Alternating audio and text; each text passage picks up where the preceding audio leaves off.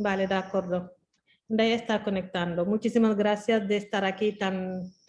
pronto, bien que hemos perdido unos 15 minutos, pero bueno, tiraremos adelante. ¿Ok? Ya puedes, Yabel, si quieres, 5 minutos lanzas tú el video ya. Sí, ya está. Ya está, ¿no? Ok. No. Hola, buenas tardes a todas y a todos. Assalamu alaikum. Ñoo ngi ziar di leen nuyu ku ci nekk jox nañ la sa nuyoo ci sa tur di leen sargal di leen jox seen yéeguwaay comme noonu la ko xale yi di waxee léegi. Vamos a empezar esta reunión. Es un encuentro muy importante. Hoy es el Día de las Mujeres y vamos a hablar de una cosa tan importante que es la economía. ¿Dónde están situadas las mujeres en la economía en este mundo? Es lo que hoy hablaremos. Entonces somos 4 panelistas, ¿no? Estamos la Ndeye Astou Niang, que es la presidenta de la CAF de Barcelona, una feminista, una madre, que ya lleva mucho tiempo en el ámbito del activismo y sobre todo con la economía. Lo paralelo, el poder paralelo. Tenemos a Ndeye Gueye, que también es feminista, es presidente de la asociación de Chakanam, que regrupa muchas mujeres.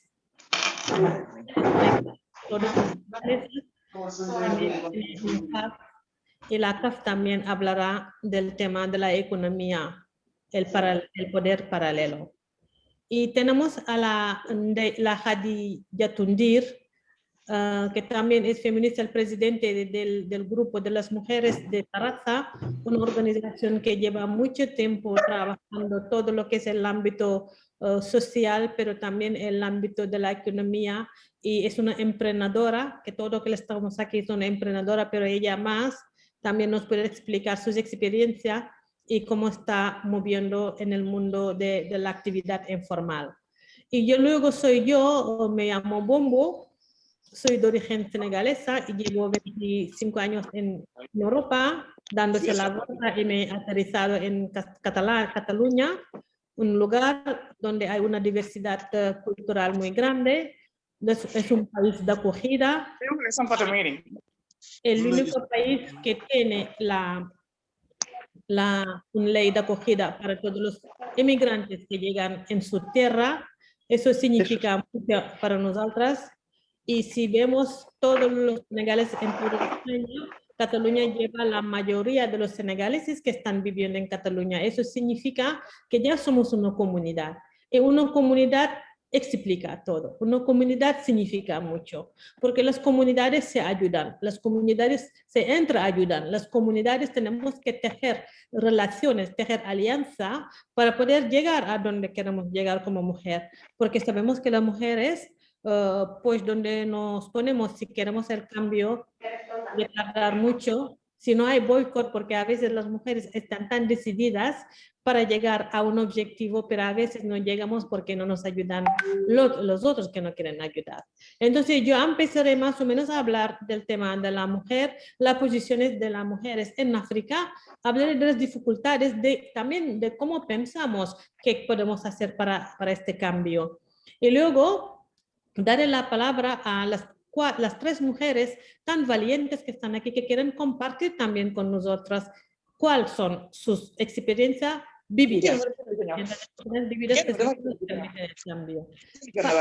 Manfatu, si quieres apagar tu micro mientras que... ¿Sí? Vale, vale. Voy a rezar, digo, para ver si... Vale, de acuerdo. ¿Sí? Bueno, yo hablaré más o menos de la situación de la mujer. Cuando se habla de África, África no es solamente un país, sino África es todo un continente que lleva 56 países, de los cuales la mitad del mundo ahora mismo son las mujeres. Ha bajado, éramos casi 51, ahora estamos en 49,99%. Representan las mujeres.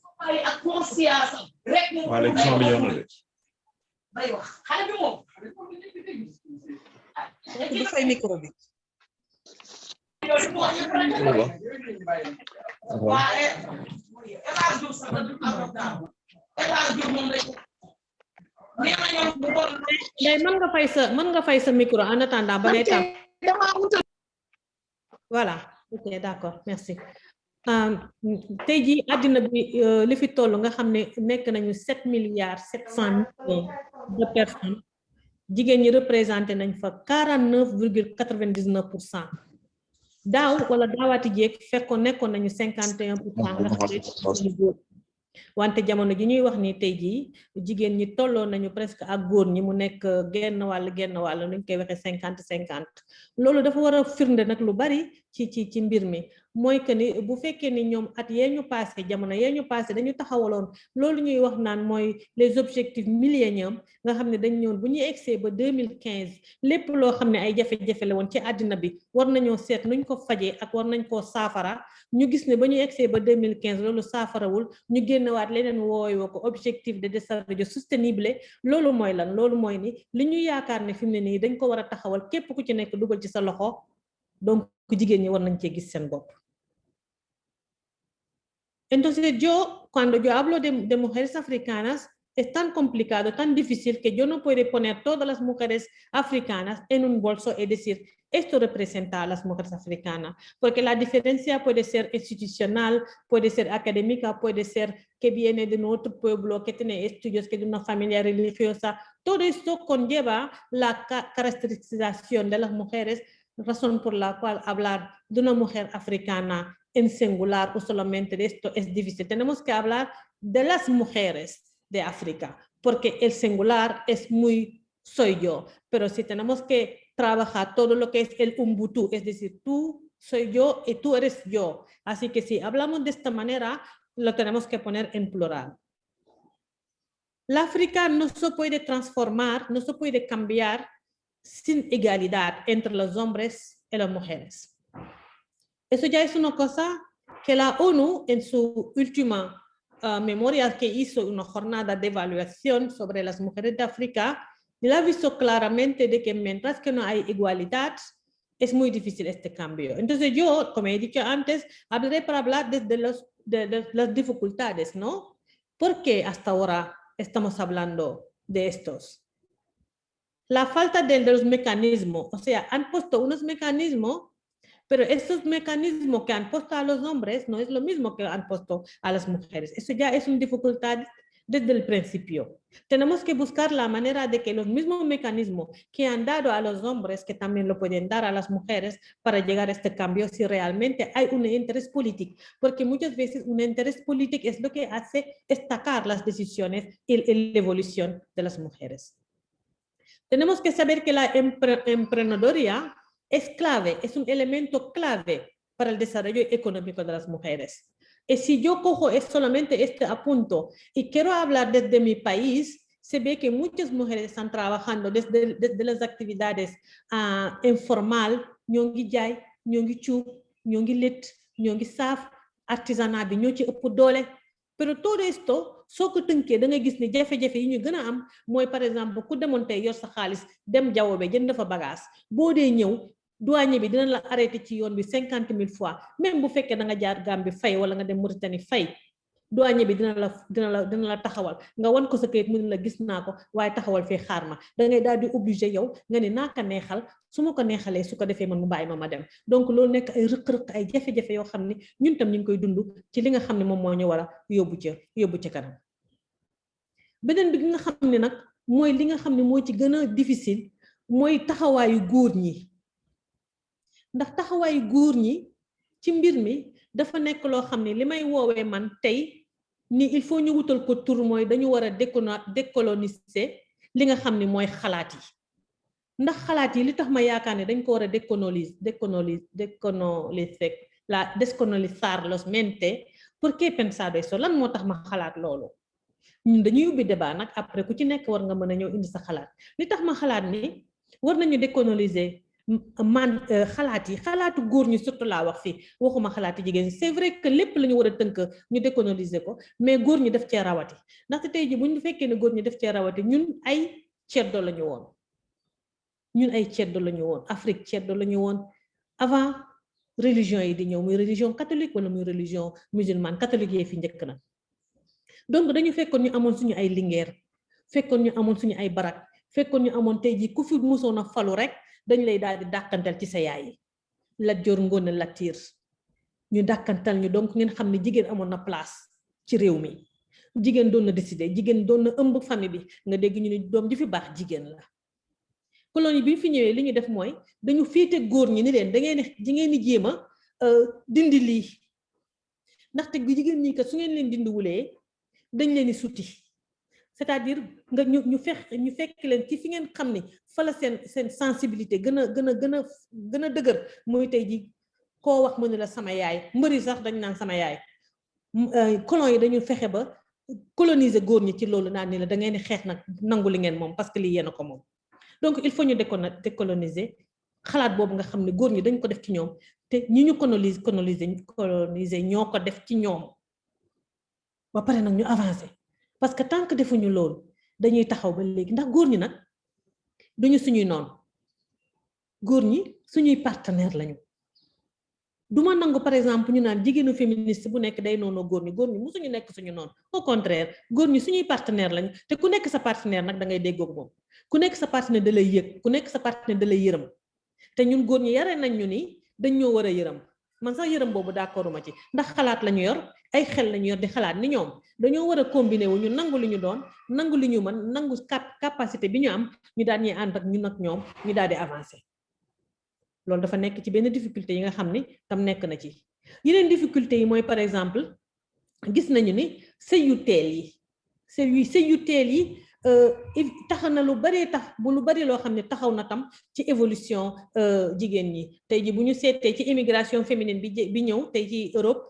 jigéen ñi nga xam ne seeni parents dañ leen dugaloon ci njàng moo xam ne c'était pour ñu mën a am seen autonomie ëllëg si biir mën a yor seen bopp bu ñu teelee sëy bu ñu ñëwee Europe yenn saa yi ci regroupement familial bi da ngeen a gis ci saasi la ñuy bàyyi njàng ma dañuy daal di xalaat ne léegi dañoo war a wut leneen wala loi bi mayu leen sax par exemple ñu mën a développer la nga xam ne moom la ñuy yoroon ca ba ñuy avant ñuy ñëw loolu donc lépp waral na ko li ko gën a waral mooy sëy yu teel yi mais itam sëy boobu nekkul frein warut a nekk frein parce que bu góor ki su nangoo ne man mii war naa mën a fexe ba sama jabar mën a évoluer donc day ànd ak moom ci loolu dimbali ko pour mu mën a eggale li nga xam ni moom la commencé woon avant muy ñëw muy njàng mi donc ñun gis nañu ci réew ma tey jii li gën a suuxeel évolution jigéen ñi sëy bu teel bi loolu bokk nañ ci te sëy bu teel bi tam xam ngeen ne bu baax ni li ko waral rek yépp mooy pauvreté nag fu mu nekk fu ne mooy tax papa ji nga xam ne njabooti jigéen li muy njëkk a xalaat mooy naa fexe ba sama doom bu jigéen bi ma may ko borom kër su ko defee charge bi ma doon waroon a yor man papa ji léegi jëkkër jee ko yor garantie bi nga xam ne maa ko waroon yor di seet xale bu jigéen bi di ko sàmm ci biir kër gi su ko jëkkër mi yóbboo këram léegi yaayam ak papam famille boobu ñoom ñoo koy sàmm donc loolu tam nekk na loo xam ne nekk na lu bari lu indi ay rëq-rëq ci li nga xam ne tey jii moom moo nekk ci suñuy évolution économique te lépp lu ñuy war a taxawal ci àddina te xooluñu ni liberté économique war na cee nekk duñu avancer parce que liberté économique moo ñuy may nag tam ñun ñu mën a am lu ñu changer su may joxe benn exemple ni tey jii sama réew muy Sénégal tey assemblée nationale ba fa nekk nga xam ne tey jii dañu ne woon parité fa nekk ni góor ni jigéen loolu lañu waxoon mais tey jii booy seet suñu assemblée nationale fa kàddu réew ma kàddu askan wa di jógee ñaari góor a jiite te jigéen doog si topp alors que ñaari góor waruñu jiite jigéen topp ci dañoo waroon def jigéen def góor c'est-à-dire bu président assemblée amee jigéen a ci war a topp góor topp ci jigéen topp ci su ko defee rëq-rëq yooyu ñu war di ko soppeeku parce que loolu il faut ñu koy nangu te loolu ñun jigéen ñi ñoo ci war a taxaw mu soppeeku parité bi mënul nekk rek nañu wax nañu nekk ci kii bi parce que ñun jigéen ñi ñooy fal ñuy falu te comme ñun jigéen ñi ñooy fal ñuy falu ñun nag war nañoo xam tey fu suñu kàddu taxaw ak ñun suñu poids fu mu taxaw pour ñu mën ko xeex ba ñu demale ko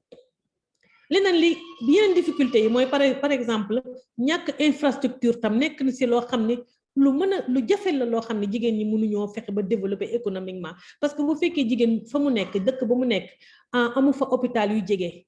wala hôpital ba sori na soriwaay boo xam ne amul équipement buy wësi ay jafe-jafe nekk ci lépp lu mu dencoon da koy mujj génne di ko def ci boppam ci santeem loolu tam day nekk yeneen rëq-rëq ak ñàkk garab yoo xam ne tey ji su ma feebaree war koo fajoo nga xam ne lu ma dencoon wala lu ma liggéeyoon dama ko ciy def loolu yëpp dafa nekk loo xam dafa tënk jigéen ñi ci seen économie ba économie boobu mënula avancer du ñu wax lenn nag te xalaatuñu li nga xam ne moom la ñuy wax violence sexiste yi ak violence machisme bi ak physique bi surtout mutilation génitale féminine bokk nañ ko ci physique bi loolu tam dafay rënk loo xam ne dafay tënk jigéen ñi ba lépp loo xam ne dañ ko war a évolutionner war cee mën a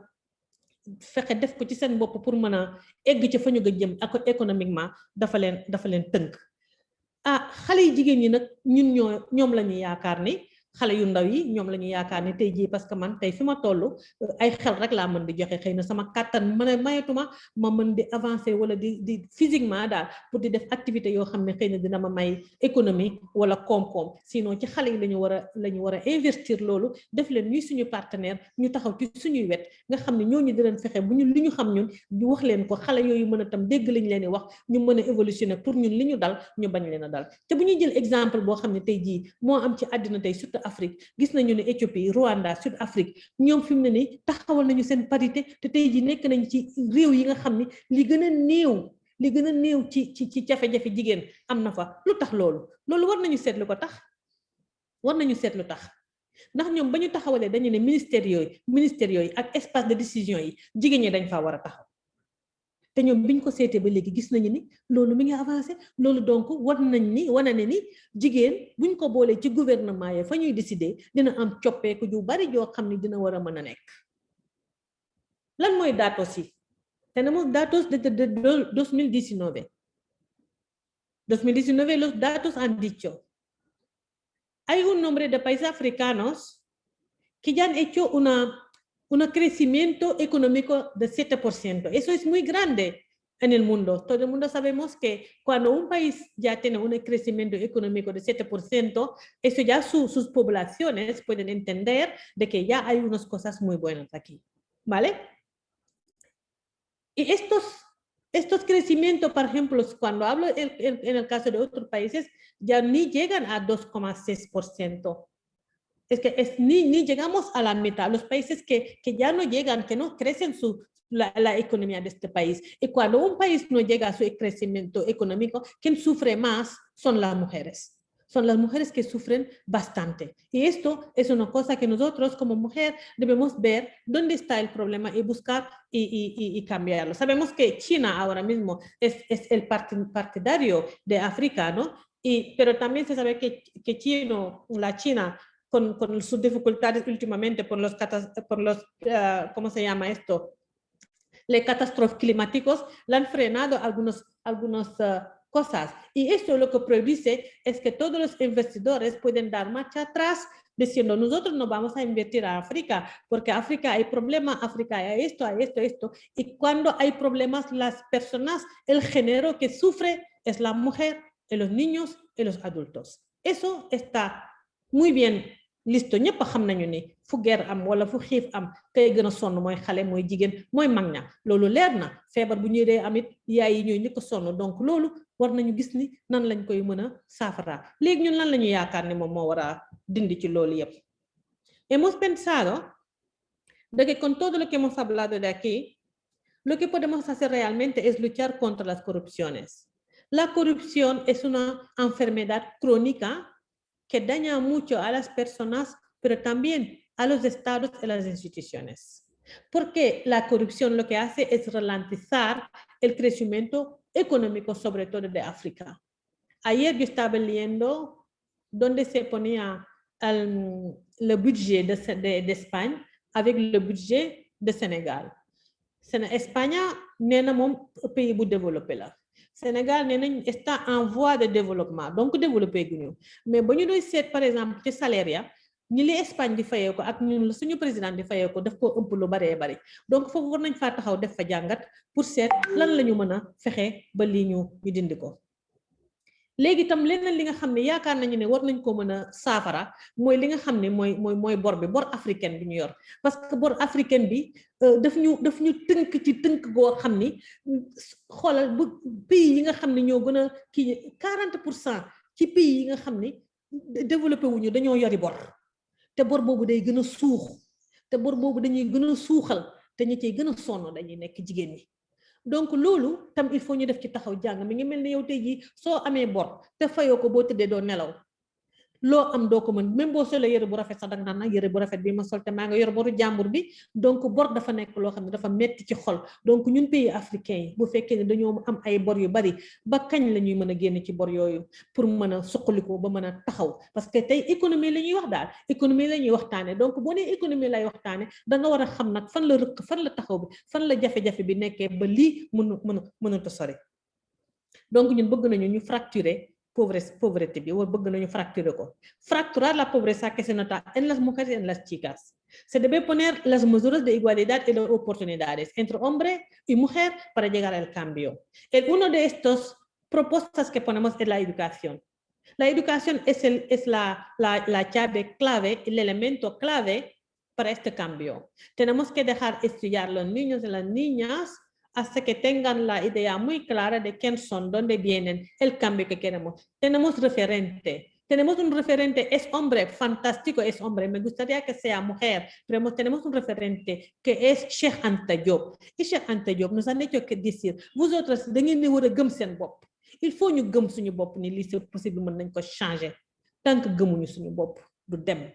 Tant que yow yaakaaroon ni lii ñuy wax ni yow sa loxo ngi ci te war nga ko mën a soppi du dem dañuy gëm suñu bopp donc dañuy lire dañuy déglu di xalaat di seetaat di dégluwaat li ñu Cheikh Anta bàyyiloon parce que li ñu Cheikh Anta bàyyiloon suñu taxawee dinañ avancer parce que ci secteur privé yi ak secteur public yëpp dinañ ci wax après lu jafe la loo xam ne lu ñu tënk la ci li nga xam ne moom mooy suñu économie ñun nag par exemple su ma dee wax man en tant que Bombo maa ngi joxe ay exemple estoy dando informaciones desde el ámbito europeo con mis compañeras feministas blancas para hacerlos ver que nosotros no somos pobres, que nosotros ya tenemos herramientas para crecernos personalmente, pero económicamente también. Y aquí, desde la escuela feminista, estamos dando es la sexta edición que estamos teniendo. Este año está abierta la inscripción. Trabajamos todo lo que es el tema de la tontine. ¿Por qué lo hacemos? Porque es una herramienta. Nosotros la llamamos el poder paralelo, porque realmente es un poder paralelo. El poder paralelo, porque cuando estamos dentro de una agrupación de tontine, si yo toco mi dinero, este día soy rehenes, este día soy poderosa, porque este día yo puedo cambiar uno de mis objetivos. Eso es la importancia. Nosotros hemos pensado que la tontine ha servido bastante cosas. Así que yo lo que haré ahora mismo es intentar dejar que mis otros panelistas aportan lo que ellas han creado, como por ejemplo la CAF, 2 cafés que tenemos, y que también nuestras hermanas, la Hadijatu, vienen a explicarnos desde su emprendedoría personal, pero que también está funcionando. Espera, hay alguien que ha escrito algo. Lo leo. Hay que poner el enfoque sobre la mujer como motor de economía. Vale, sí, ya lo vamos a poner. No sé qué le han dicho, pero lo ponemos, ¿no? Es decir, tenemos muy claro de que el cambio, la mujer como motor, ya lo sabemos. Ya sabemos que África, el motor del crecimiento es la mujer, desde sus actividades informales, actividades que no están recogidas en nada. No, en nada me refiero a li ñuy liggéey. su ma dee dem Dubai di ñëw di jaay liñ may laaj rek mooy naa am carnet loolu ñuy wax ne import export ak NINEA léegi sax NINEA am na ñu wax ni yow kon natt nañ la boole nañ la ca ña nga xam ne tey jii ñooy joxe xaalis ca réew ma baax na mais est-ce que man maa ngi cotiser sama bopp sécurité sociale est-ce que maa ngi cotiser sama bopp bu ëllëg si biree su ma toogee ba war a man mënatuma ba ma war a retraité am lu ma ko fay amagu fa donc am na lu des tam ci loolu bien vrai que tey ji ñëpp xam nañu tey ji Sénégal laay wax ndax wax ci Afrique en général bari na mais mën naa wax ci par exemple femmes yi nekk Nigéria ñu nekk Cameroun ñi nga xam ne les maman Benz nga xam ne ay millions la ñuy yëkkati di ko gérer ba ñoom ba ñu amee alal du tey te alal jooju dañ fa mel ne dañ koo nëpp bañ koo wane parce que dañu bëgg nëbb suñu capacité bi ñu am parce que lépp la wax ñun la académique ay que ser muy académique parce que ñu reconnaître la pare sama yaay bu ñu ko mësee jox 500 francs day toggal ay famille bi yëpp ñu lekk loolu capacité la il faut ñu xam ko donc ñun ñooy moteur bi ñun fii ma toog nii tey jii dafa am lu ko téye mooy pilaar yi mooy bant yooyu ñuy couler ba mu dëgër bu ñu amulee bant bu ñu amulee ciment dañ ko doon def bant yu xadd yu nganda yooyu pour kër gi taxaw ñun ñooy loolu mooy ñun jigéen ñi loolu leer na ci àddina ñëpp wax nañ ko banque africain de développement wax nañu Afrique tey jii Sénégal surtout bu doxee tey jii bu avancé tey activité informelle yi jigéen ñi def moo ko suuxal moo tax mu kawe ba ca kaw loolu leer na mais dañ ko war a organiser nag parce que bi ñu ko tàmbalee wax yàgg na bi ñu tàmbalee wax suñu capacité yooyu yàgg na du léegi yàgg na jigéen nga ñuy bokk ci natt yi di ko tegg di am lu ñuy soppeeku ba suñu diine sax nga gis dañuy bokk ay natt di dem màkk li nga xam ne lenn la loo xam ne ci suñu àq ak suñu wareef la comme jullit kon xam nga ni ñun jigéen ñi am nañu capacité tenemos mucha capacidad para el cambio, sobre todo la capacidad y las capacidades económicas. Pero necesitamos organizarnos, necesitamos el reconocimiento de esta capacidad que tenemos, ¿vale? Entonces yo lo que estoy explicando dentro de mis talleres sobre la mujer como motor de África es explicar el tema de la tontine, pero también explicar cómo nos organizamos, porque la tontine es ahora una cosa que es de dinero, pero antes no era dinero, antes era el tiempo. Nos regalamos el tiempo, te doy mi tiempo, espero tu tiempo. Este ya ha sido recogido aquí en Europa cuando se dice el banco del tiempo, también viene de nosotros. Y luego era los hombres y las mujeres ayudarme en mi campo, ayudarme a fabricar. Esto ha sido avanzando hasta llegar en el tema económico, que es muy importante, pero también lo del tiempo es muy importante, porque el tiempo también es dinero. The time is money. Es muy importante. Así que nosotros las tontines nos han ayudado a nuestro crecimiento, pero falta bastante. Lo que falta es que el sufrimiento que sigue teniendo las mujeres realmente, para que no sabemos dónde nos ponemos nuestro dinero, es también una evaluación que debemos hacer. Yo puedo ganar mucho dinero, pero luego cuando hay fiesta me gasto el dinero todo en las fiestas. También es una cosa que debemos pensar, cómo podemos evolucionar, tener nuestro dinero, nuestra capacidad económica para este cambio, parce que boo amulee alal, te yàlla ba muy sàq jigéen ak góor dafa ni na góor am na jigéen am su góor deewee nañ ko donn su jigéen deewee dañ ko donn yàlla waxul benn yoon ne góor rek a war a am dafa ni góor day am jigéen day am kon ñun jigéen ñi war nañoo seet nan la ñu war a mën a gérer suñu alal jooju nga xam ne dañ koy am parce que mën nañ koo liggéey te mën nañ koo am nan lañ koy gérer ba duñ ko pasaree duñ ko yàq parce que tam loolu bokk na ci lu bari loo xam ne bu ñu avancé wul ak sonn gi ñu sonn tam loolu bokk na si donc ki may wax ni man nañu wax si jigéen comme moteur effectivement ñun ñooy moteuru Afrique ñun ñooy moteur bi nga xam ne buñ ko taalulee dara du avancé te loolu góor ñi xam nañ ko xam boobu nag laa bëgg ñu nangu ko dama bëgg ñu nangu xam googu c'est-à-dire nangu nañu ni loolu am na mais fësaluñ ko fësal bi laay wax fësal bi nañu mën a fësal nag ni jigéen ñi capacité bii ñu am tey jii ba nga xam ne dañuy taxawal yi tontine te tontine yi ñuy taxawal ñu ngi ci am lu ñuy soppeeku loolu nañ ko fësal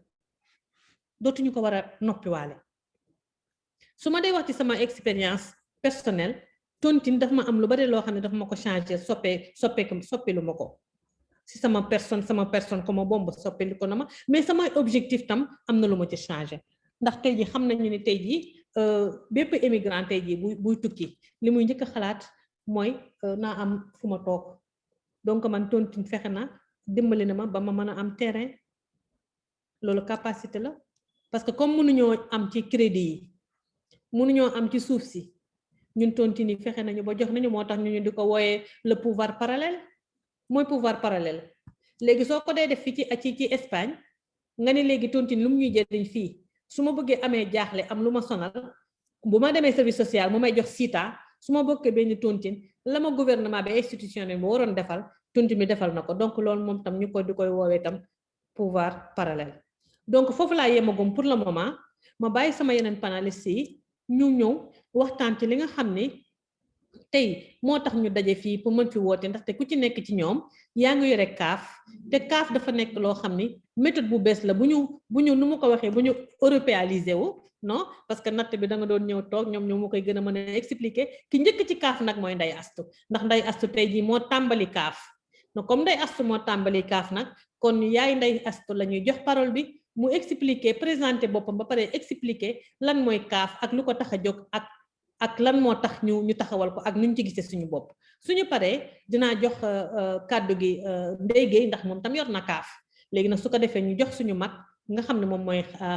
Xadijatu mu jox ñu expérience am bi nga xam ne mi ngi koy dundee ci entrepreneuriat personnel laa ko wooye parce que empresa la yor te muy xeefe bi nag macha allah jaajëf Ndeye tenés la palabra.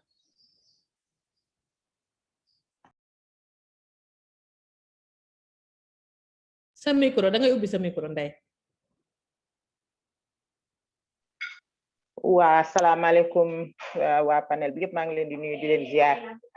di la wax Bombo jërëjëf vraiment wax ji am na solo torop defe naa li nga fi wax ni yëpp amul dara luñ ci mën a yokk au contraire man dama ne sax xam-xam bu rëy laa si jële fu mu tekk nii parce que génne nga fi ay datos génne fi ay chiffres ak ay numéros yi nga xamante ne vraiment xaw ma ko woon sax par exemple booy wax ay 49,99% de mujeres en el mundo ñoo représenté par exemple monde bi ak yeneen yu bari yéen fi jox vraiment man la jëwel wax xale bi mu wàññi télé bi tuuti. D'accord Mohamed si Mohamed wàññi sa kii bi par favor ñëpp a ngi dégg sa wax jeeg sa kii bi arrêté jeu bi sax ma pare donc maa ngi jéggalu doon leen wax bu mu ko arrêté kay na ko wàññi rek non arrêté parce que fi ma daf ma jege donc voilà loolu la maa ngi leen di nuyu di leen ziar di gërëm Bombo bu baax a baax si waxtaan bi di wax ne li mu wax yëpp am na solo ñun defe naa amul dara luñ ci yokkute léegi nag damay am mbégte bu baax di leen wax ne CAF bi ñu ngi ko créé en 2015 muy CAF Jokkoo waaw Jokkoo nag nekk CAF bu nga xamante ne vraiment sunu frère Laye Fall moo ñu siy dimbali ba ñu taxawal ko parce que moom moo ñu jox idée bi indi xam-xamam indi léppam tegal ñu donc ma bokk si nag ak samay sœur yi nga xamante ne dañu jàpp bu baax a baax si liggéey bi parce que vraiment bi nga xamante ne Ablaye ñëw na si sunu association expliqué ñu affaire bi ñu wax si ñoom ñëpp ñu rafetal ko ba nga xamante ne ñoo Jokkoo bi bu ma ko jëlee teg ko sax mun naa ne amul benn rifirafa ku nekk dafa ni baax na donc nañ ko teg mu nekk loo xamante ne vraiment dañ ciy sant bu baax et depuis buñ ko commencé aussi franchement sant yàlla bu baax a baax sant yàlla rek ndax CAF bi nekk na comme son nom l'indique daal CAF mooy comunidad autofinanciada donc ñun ñi nekk si biir ñoo ngi financé suñu bopp lu ñuy financé suñu bopp mooy dimbalante bi ñuy def parce que bu nekkee ne bu ñu defee CAF ku nekk boo ñëwee loo nga si am nga teg ko sa moroom soxla lépp ñu jël loolu ci loolu jox ko mu dem faj ay soxlaam defe naa loolu ndimbal gënu koo rëy parce que kooku bu naroon dem tey jii si banque di ko wuti loolu muy laaj du ko gaaw a amee comme ni mu koy amee si CAF bi donc CAF nekk na lu nga xamante ne lu ñu amal solo la torop ñu fas yéene si nag def suñu kéemtalaay kàttan ba nga xamante ne lépp lu si waaye di wut ak di ko si mbébét nga am ko lu mu doon bëgg wax comme boobu dafa ne naka la ñu gisee CAF bi niñ ko gisee macha allah rek nekk na lu nga xamante ne mu ngi ñuy fajal suñu soxla bu baax mu ngi ñuy jàppale ñëpp ñu si bokk ñu ngi siy gis seen bopp parce que depuis bi ñu ko commencé en 2015 defe naa ku nekk war nga mun a ñi si bokk te am si fonds yëpp xam nañ ne def nañ ci lu nga xamante ne lu am solo la parce que ki nga xam ne tey bu si bokkee ñëw lépp par exemple bu dee même 1000 euros la wala 2000 euros mu dem parce que soxla kooku dina xam ne CAF bi de amal na ma solo trop si bu ñu paree si CAF bi aussi dañuy dem si tontine ñu ngi def tamit tontine yi aussi vraiment mu nekk loo xamante ne mooy li njëkk si li ñu xam ñun avant CAF tontine rek la ñu do xamoon waaw tontine yi aussi bu ñëwee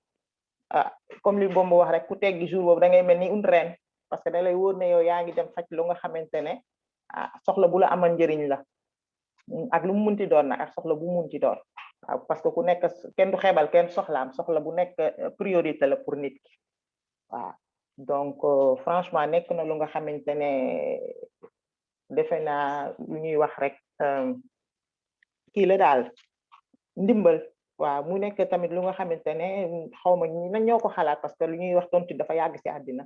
te li Bombo wax tontine du woon xaalis rek tontine lépp la woon am na ñoo xam ne tey dañ doon def tontine ñu xool sa kër lan moo fa manqué ñu dem teggi boo teggee duñ la jox xaalis sax da ngay dem ñu ne kër gi de fauteuil manqué na fa ñu dem jëndal ay meubles yu rafet ñoo tegal bu dee armoire nga manqué ñu dem jël armoire bu rafet am na tontine de tout donc tontine bi du woon rek xaalis rek lépp amoon na donc képp koo xam ne yaa ngi si tontine wala yaa ngi si CAF rek franchement yaa ngi contribuer si économie fi nga nekk wala si sa dëkk bi nga koy dem si sa pays d'origine parce que tey jii képp ku fi gagné nag di nga ko invertir fii si dëkk bi wala nga yóbbu ko Sénégal bu dee CAF la aussi boo si lebee fii ngay fajee sa soxla wala soxla bi nga xamante ne yaa ngi ko am Sénégal donc pour le moment daal defe naa ma yem foofu peut-être aussi léegi dina wax dara si ta kaafam wala bu nekkee dafa am question boo leen bu bëgg a poser si suñu kaaf aussi ngeen wax ma ko comme ça mu mun a répondre tout.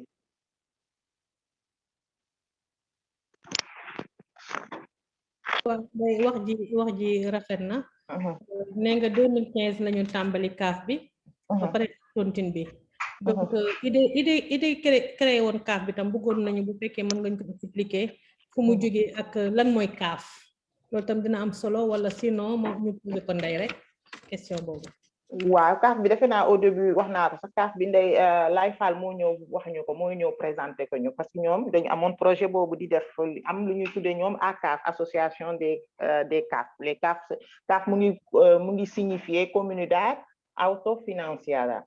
maanaam comunidad bu nga xam ne ñoom ñooy financer seen bopp kenn financé wu la est una comunidad comme léegi man ak yow ak ñëpp yëpp mais ñooy financer suñu bopp ni ñuy financer suñu bopp mooy da ngay am sa 20 euros indi ma am sama 30 euros indi kee am 10 euros indi ñu teg tey jii bu ma amee soxla ñu jël sa 10 boobu sa 20 boobu ak 20 wu keneen ki jox ma faj sama soxla beneen yoon yow boo aussi boo amee soxla ñu jël si ñeneen ña la ñu natt jox la comprendre donc loolu mooy kaaf bi waaw kaaf bi Laye Fall moo ñu ko indil tegal ñu ko expliquer ñu ko ñu rafetlu ko lool parce que boobu ñu ngi fekk ñun tontine rek lañ doon def dañ daan boole chaque année chaque mois ñu tase def suñu natt ku teg gi jël dem mais léegi bu mu indilee kaaf bi ñu xam ne kaaf bi aussi beneen créneau la pour mun a satisfaire suñuy besoin ñu bokk ci mais terewul ñu continuer suñu tontine bi ba léegi comprendre voilà donc loolu la. D'accord merci jërëjëf Ndeye Astou donc ñu jël kàddu gi jox ko suñu sœur Ndeye Gueye. Ndeye Gueye comme ni ma ko waxee sànq bi ma koy présenté fekkul woon mu ñëw mu nekk présidente association ca kanam di mbootaay jigéen yoo xam ne ñoom tam ñi ngi yëngu si ci kaaf bi am nañ kaaf mais tam gën nañu sori ci kaaf bi ndax à part kaaf bi tam dinañ def ay activités yoo xam ne loolu tam xëy na Ndeye boo ko mënee dugalaale ci biir waxtaan wi dina am solo ma di la laaj yow lan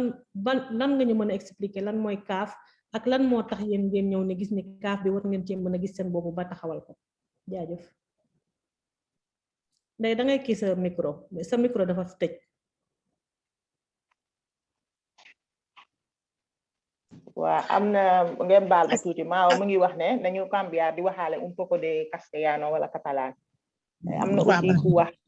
na ku wax aussi naka la kaaf yi di fonctionner comme léegi Ndeye Gueye jël na kàddu gi foofu tamit mun na ko expliquer tuuti naka la ñuy fonctionner parce que ñun ñaar ñëpp kaaf yëpp benn la daal ni ngay di fonctionner rek noonu la ñuy fonctionner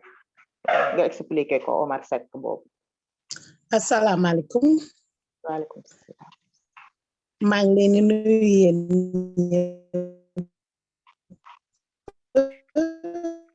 sa micro am na problème.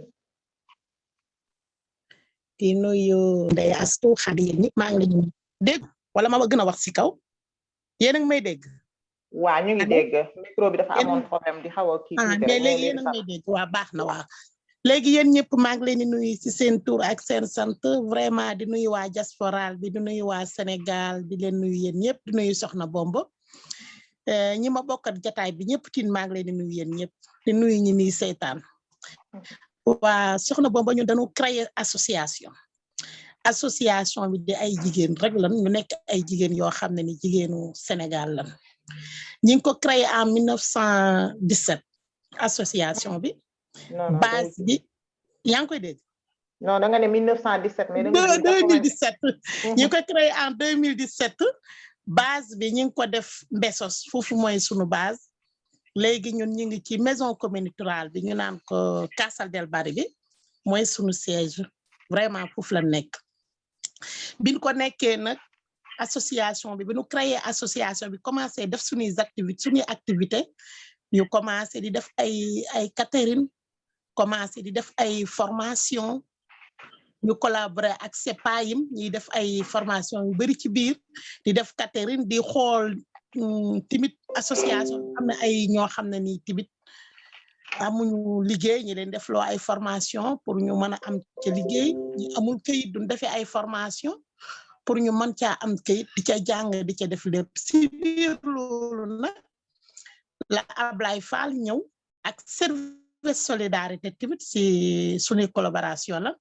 bi ñu ñëwee nag ñu daal di ñuy proposer CAF bi ñu proposer CAF bi ñu tamit ñu toog waxtaan gis ne CAF bi li ñu proposer war naa am njariñ CAF bi nag ñun ñu ngi koy def chaque fin du mois deuxième mois bi ci weer bi du dee weer rek premier mois deuxième mois bi si la ñuy def deuxième semaine bi si la ñuy def CAF bi ñun du dee def CAF bi exemple dañuy yore benn nun koy waxe benn coffre-fort mooy fi ñuy denc xaalis bi ñun du dee def sunu CAF du ñu ñëwee dañuy xool si ordinateur bi sunu CAF li passé woon ñaata la ordinateur bi comptabiliser ko nañu temps la ndax parce que dañ ko informatiser nañu temps moo nekk si kees gi léegi ñun kees gi ki ko yore ak ki yore caabi yi duñu benn tey du ki yore caabi bi keneen moo yore kees bi ñu def ko ñaari caabi wala sax ñetti caabi mais kenn ku nekk bokk ak sa morom foo dëkk duñu ñëwee ñu ubbi duñu ubbee li ñuy njëkk def mooy dañuy compter xaalis bi ba xam ne CAF bi lii moo si nekk tey du ne temps moo si nekk ordinateur bi duñ ko ubbee mu ne temps moo duñ wàññee ba xam ne lii moo si nekk nag ñu commencé nag di dugal léegi foofu nag ñun li ñuy wax ku nekk li sa doole am rek ngay dugal yaa xam ku bëgg a dugal 5 dugal ku bëgg a dugal 10 dugal ku ne li sa doole am nu paree ñu wàññiwaat xaalis bi laajte ku bëgg a leb mais si kaw ni ngay lebee da ngay wut ko la garanti kooku garanti la nga jël du fekkee ne bëggoo leb tamit yow mën nga retirer sa xaalis comme la nga fa dencoon te tamit du fekkee ne yow ki nga xam ne moom ñëwul am na ñoo xam ne du ñëw si CAF bi jour boobu dafay fekk ñoom ñuy liggéey ñooñu maanaam ñoom dañuy xool seen CAF dañuy am si seen téléphone parce que dana am benn application booy dugg xool ne man kat tey def naa si CAF bi 5 euros yi ma yónnee woon ñu defal ma ko ca defal nan ma ko ca yow danga koy gis te ñun sunu CAF tamit dafay am alamaan parce que am na ñoo xam ne nii dañuy tardé pour ndax dañoo bëgg ñëpp di teew ñu koy tijjendoo di ko gisandoo kon CAF bi ñun pour leb la xaalis rek defuñu ko pour leb la xaalis rek parce que am na ñoo xam dañ faa teg pour denc ko pour heure boo xam ne ni ñoom soxla na seen xaalis ñoom dañuy retirer seen xaalis ndax am na ñoo xam bëgguñu bor ñoom dañuy ñëw retirer lan fa am ne man kat am naa fi temps jox ma xaaj ba wala jox ma lépp comme banque ni muy fonctionner rek noonu la CAF yi di fonctionner te ñun jigéen ñi tamit vraiment jigéenu Afrique laay wax jigéenu Sénégal gàcca ngaalaama kenn demul ñu des parce que gis naa ne ñun jigéen ñi vraiment ay liggéeykat lan ndax xale yaa ngi liggéey vraiment te loolu ñu liggéey tamit yàquñu ko ñu ngi koy denc di si jàppale seen njaboot di si jàppale seeni borom kër di ci jàppale tamit seeni waajur kon man gis naa ne CAF man lu am importance la dëgg la nag ñi ngi natt mais man pour man natt nit mën na koo teggi daw mais CAF munoo daw parce que CAF dafa am ku lay garanti te ki nga xam ne dalay garanti yow heure boo xamee ne ni bor boobu ñu la lebal yow fayoo ko kooku moo koy fay te kooku avant mu lay garanti dañuy xool ci biir comptam ci biir xaalisam moom lu mu la mën a garanté ak par rapport ak li ngay leb yow lu mu la mën a garanté ba nga xam ne yow bis boo demee fayatoo moom dina indi xaalisu mbooloo boobu léegi yaakaar naa soxna boobu mën naa yem foofu ba si kanam tey astu gën a développé wala ma continuer waaw mën nga continuer day astu bu fekkee am na lu mu ci yokk dina ci yokk mais mën nga continuer après léegi nag débat bi fu ñu ubbee débat bi nit ñi dinañ laajte seeni question pour ñu poser waaw baax na léegi du ko defee ñun du ki nga xam ne leb na moom mënul rëcc parce que am na lu koy garanti kooku du ko garanté nag dinañ ko moo tax ñuy labal kooku duñu paree avant ñu lay lebal ñun dañuy xool yow li nga am si CAF bi exemple boo ci amee ñaar téeméer bëgg junni duñ la ko mën a jox damaa joxe exemple bi daal tey ka ci am ñaar téeméer li muy mën a leb juróom-ñetti téeméer lay mën a leb te juróom-ñetti téeméer yooyu muy mën a leb dinañ xool ka nga xam ne tey am na fa lu toll juróom-ñetti téeméer pour kooka moom moo koy garanti ñun sunu CAF ñun noonu lay fonctionner si biir kaaf bi nag ba tey ñun du ñu ñëwee nag si biir kaaf bi toog ba gaay xale yi jigéen ñi ñëw toog ban waxtaan sarti kaaf bi ba pare wax règlement comme règlement intérieur mooy li ma la wax comme ku ñëw di si bokk da lay wax règlement intérieur mooy da naan la yow lii nga comme ça ñun képp koo xam ne rek yaa ngi ñëw rek da naan la 5 euros la commencé mooy juróomi action yi ba ci kaw xam na nag yeneen kaaf yi dégg naa 10 euros la ñu commencé mais ñun 5 ndax dañuy xam ne doole yamul moo tax 5 lañ koy def te kaaf bi nekkul chaque jour lañ koy ubbi nee naa leen fin du mois ba fin du mois lañ koy tijji te ñaareelu semaine bi muy jouru samedi ci lañ koy ubbi muy deuxième semaine weer bi ñun ci loolu lañ koy ñu ubbi sunu kaaf lay bu ñu paree na kaaf ñi leboon fay nan ñi doon leb nan xaalis bi lii moo ci des ordinateur bi nañu xaalis bi lii moo ci des su ko defee ñu daal di koy tëj nag duñ ko tëjee caabi ja ñu jox ko kaka war a yor kees ga ñu jox ko kaka war a yor ñun noonu la sunu kaaf di fonctionner. jërëjëf Ndeye kon maa ngi yem kanam waa baax na waa am na solo donc am na ay notes yu bari yoo xam ne jël naa ko léegi su ma joxee Khady Ndir mu wax ba pare dinañ ci ñëwaat pour ñu mën a yokk ci li nga xam ne moom lañ ci mën a yokk donc ñuy jël kàddu gi jox ko suñu sœur Khadijatou tu as la nu ko olof yi di waxee kàddu gaan ci sa loxo da ngay ubbi sa micro merci.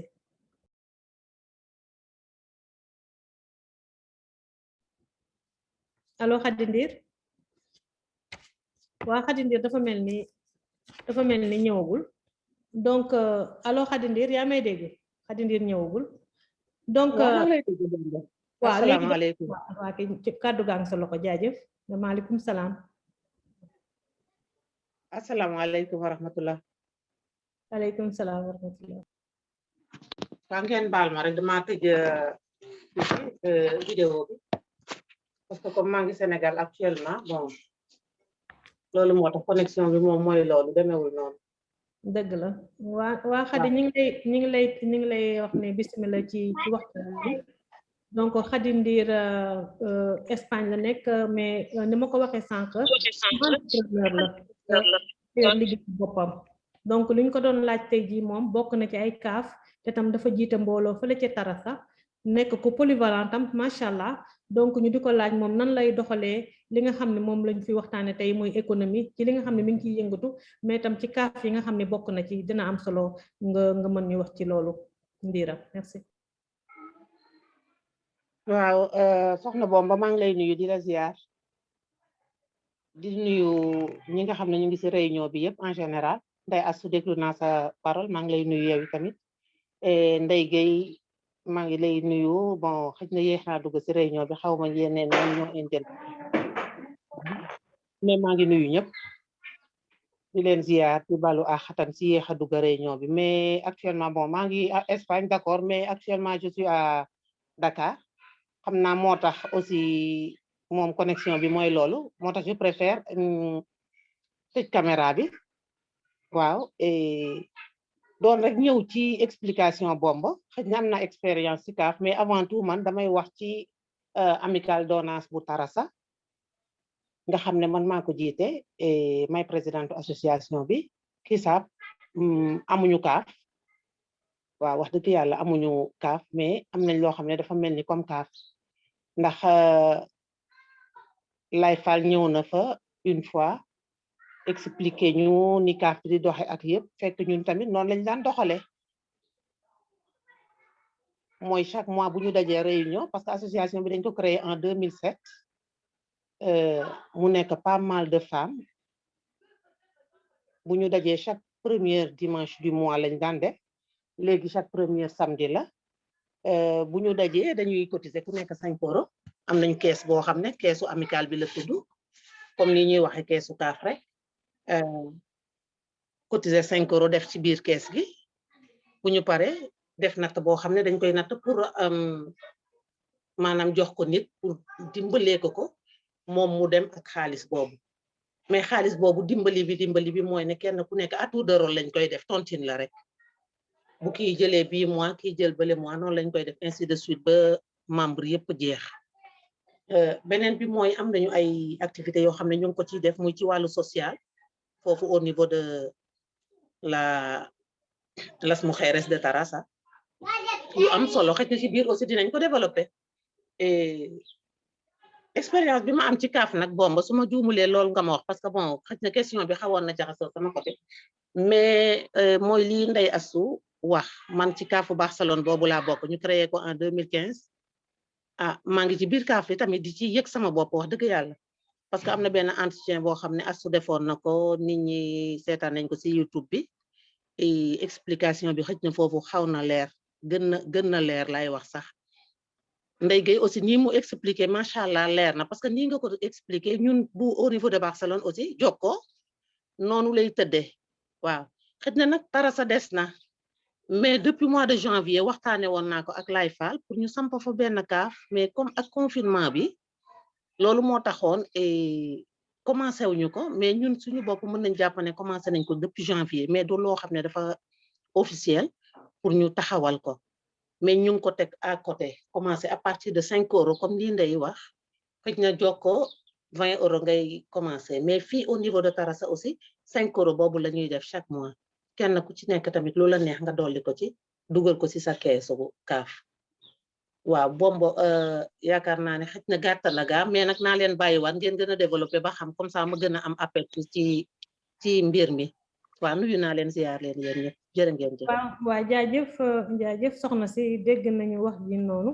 donc li ñu boole ñun ñëpp mooy que ni décidé nañu ni CAF yëpp wala gise yëpp day nekk première semaine ci mois bu nekk daal première samedi ba la ñuy daal di daje mën a toog donc man li may yokk ci lan moo tax CAF ak na CAF di duggee parce que dafa am ku laajte ci suuf ni nan ngay def ba mën a bokk ci CAF bi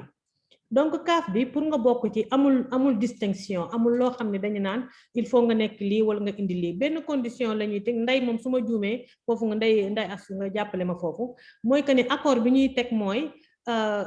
li koy tàmbali mooy ku nekk da ngay indi benn apport tenemos que hay un acuerdo, ¿no? El acuerdo de la CAF.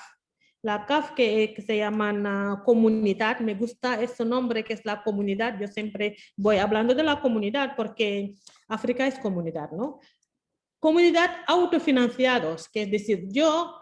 soy de la comunidad, pero para financiarme soy yo misma que me voy a financiar. Eso es importantísimo, eso ya es poder. Así que yo, por ejemplo, voy a intentar compartir algo, a ver, no sé cómo lo haces, ya ver si me puedes ayudar. Yo creo que está aquí. Bueno, solamente compartiré este. No sé si lo veis aquí. Política de resistencia, ¿sí? Vale. Entonces, yo aquí como lo puedo definir la CAF y como lo puedo definir también las tontines, porque las tontines también no es una cosa de lujo, sino es una cosa de necesidad que está cambiando lo del trabajo a tener tu poder personal, ¿vale? Yo estoy trabajando, tengo mi salario, tengo mi dinero y que yo lo puedo gestionar, pero estoy buscando un otro poder paralelo que es la tontine, que es desde la CAF para poder crecerme económicamente, porque yo quiero hacer parte de este mundo que si no tienes nada es como si no eres nadie, ¿no? Entonces nosotros lo hemos definido como una organización. Además es una organización muy potente. La tontine es muy potente. Una organización que nos permite de que cada mes le toca a una persona. La tontine nos permite a nosotros de tener nuestra voz propia.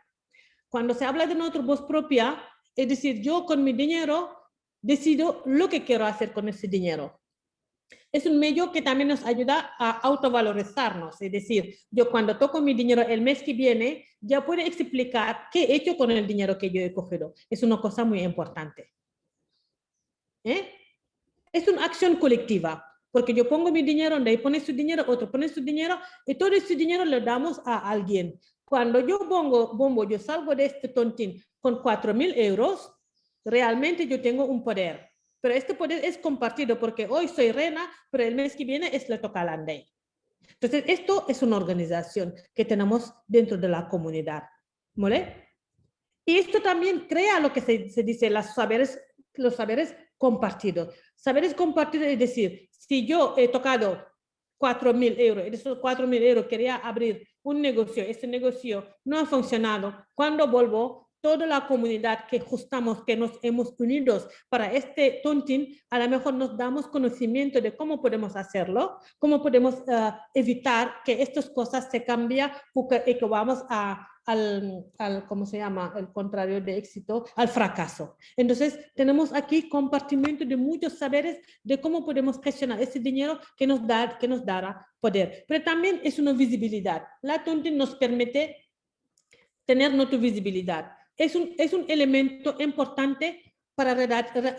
erradicar todo lo que es la inegalidad. Cuando yo doy ese ejemplo, cuando yo estoy en un tontin y que hay una mujer que a lo mejor es la más rica del barrio, que tiene unas cadenas de oro, pues con la tontin podemos decir, el pacto sería de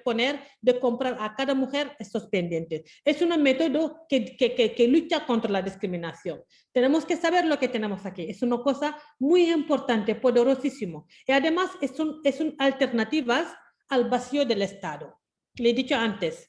me he hecho Olof Lakowa. ¿Por qué es una alternativa al vacío del Estado? El Estado, que a mí me tiene que apoyar, a mí me tiene que cuidar, a veces no llega a este derecho, normas que tenía que hacer. Y las tontin han ayudado mucho a este vacío, han completado lo que el Estado, las instituciones tenían que hacer y que no lo pueden hacer. Yo cuando trabajo con los servicios sociales, muchas veces pongo el enfoque de la tontin, porque entiendes que no somos pobres, porque entienden que cuando una familia se vaya en Senegal y que ya tiene comprado el billete, no porque quiere esconderse para irse, es que toda la comunidad ya han puesto el tema de la tontin porque esta familia puede comprar el billete para irse en África, no porque se esconde porque queremos hacer cosas raras. Así que nosotros tenemos cosas tan importantes que nosotros tenemos que sacarlo fuera. Sacarlo fuera significa darnos visibilidad de lo que tenemos. En los CAF que yo pertenezco, por ejemplo, hay un pacto que son 10 euros. La CAF de Besos han dicho que son 5 euros. Lo de Tarasa también han dicho que son 5 euros. Entonces, todo esto son pactos. Y los pactos son siempre importantes porque es lo que nos permiten que cada persona sabe lo que yo tengo que poner. Yo no puedo poner 10 euros y pedir 20. Por lo menos en la CAF donde yo pertenezco, hay un acuerdo de que tengo que poner un tercero de lo que yo puedo pedir. Es decir, si yo tengo 30 euros en mi CAF, yo puedo pedir 90 euros. Pero si yo pido 90 euros, tengo que tener un aval, una garantía. Es la persona que me tiene que garantizar, no puede tener 40 euros. Esta persona tiene que tener por lo menos 120 euros para garantizar que yo puedo pagar. Lo que los diferencia en las tontin es que las tontin está basado en la confianza. Está basado de que tú me tienes que respetar porque yo te respeto. Está basado en que no tenemos ni que lo llevamos al banco ni nada, sino lo gestionamos entre nosotros. Eso sí que lo coincidimos con la CAF, ¿no? Entonces, pero también es una manera de ahorrar. Los 10 euros es el mínimo que tú puedes poner, pero hay mujeres que ponemos más de 10 euros. Hay mujeres que vienen en un CAF y te dicen, aquí tengo 1.200 euros y que le quiero poner en la CAF. Y estos 1.200 euros, más los 10, más los 20, más los 30, cuando se acaba de que quién tiene que poner, lo compartimos y aquí ya tenemos 6.000 euros. De estos 6.000 euros se lanza la posibilidad que quien es una de las mujeres o una de las mujeres, 2 o 3 que quiere coger un crédito. Lo bueno de esto, tenemos muchas dificultades de acceder a los créditos en los bancos porque nos piden garantías, pero que son garantías materiales o dinero. Aquí tenemos un poder paralelo que es la CAF, que yo con el dinero que tengo garantía, que es una garantía humana primero, porque la FATU, yo no pido en donde hemos sentado, FATU, ¿me puedes garantizar? Hadi, ¿me puedes garantizar? Sí, automáticamente tengo garantía que va con la humanidad y aquí la confianza supera al material y yo puedo llevarme 4.000 euros en mi casa. Entonces me preguntarás, ¿cuánto tiempo lo vas a pagar? Hay una posibilidad que lo pagas en 3, en 6 y en 10 meses, ¿no? Pero el porcentaje que se pone no cambia. O sea, si es un 5%, es 5%, no es un 8, un 20, es 5% por todos los meses. Y esto es lo que nos permite de tener otro dinero ahorrado dentro de las CAF, ¿no? Pero también tenemos una manera de lo que se dice, ¿no? Las normas, ¿no? Las leyes interiores. Si yo llego tarde, yo tengo que pagar €1.20. Si no vengo en la CAF sin explicación, sin justificante, tengo que pagar €3. Todo ese dinero también se recoge dentro de la CAF con total confianza, porque ese dinero también servirá. Eso lo voy a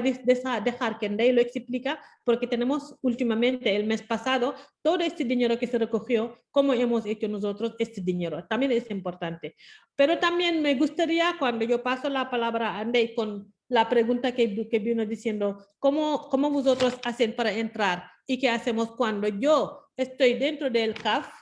¿Vale?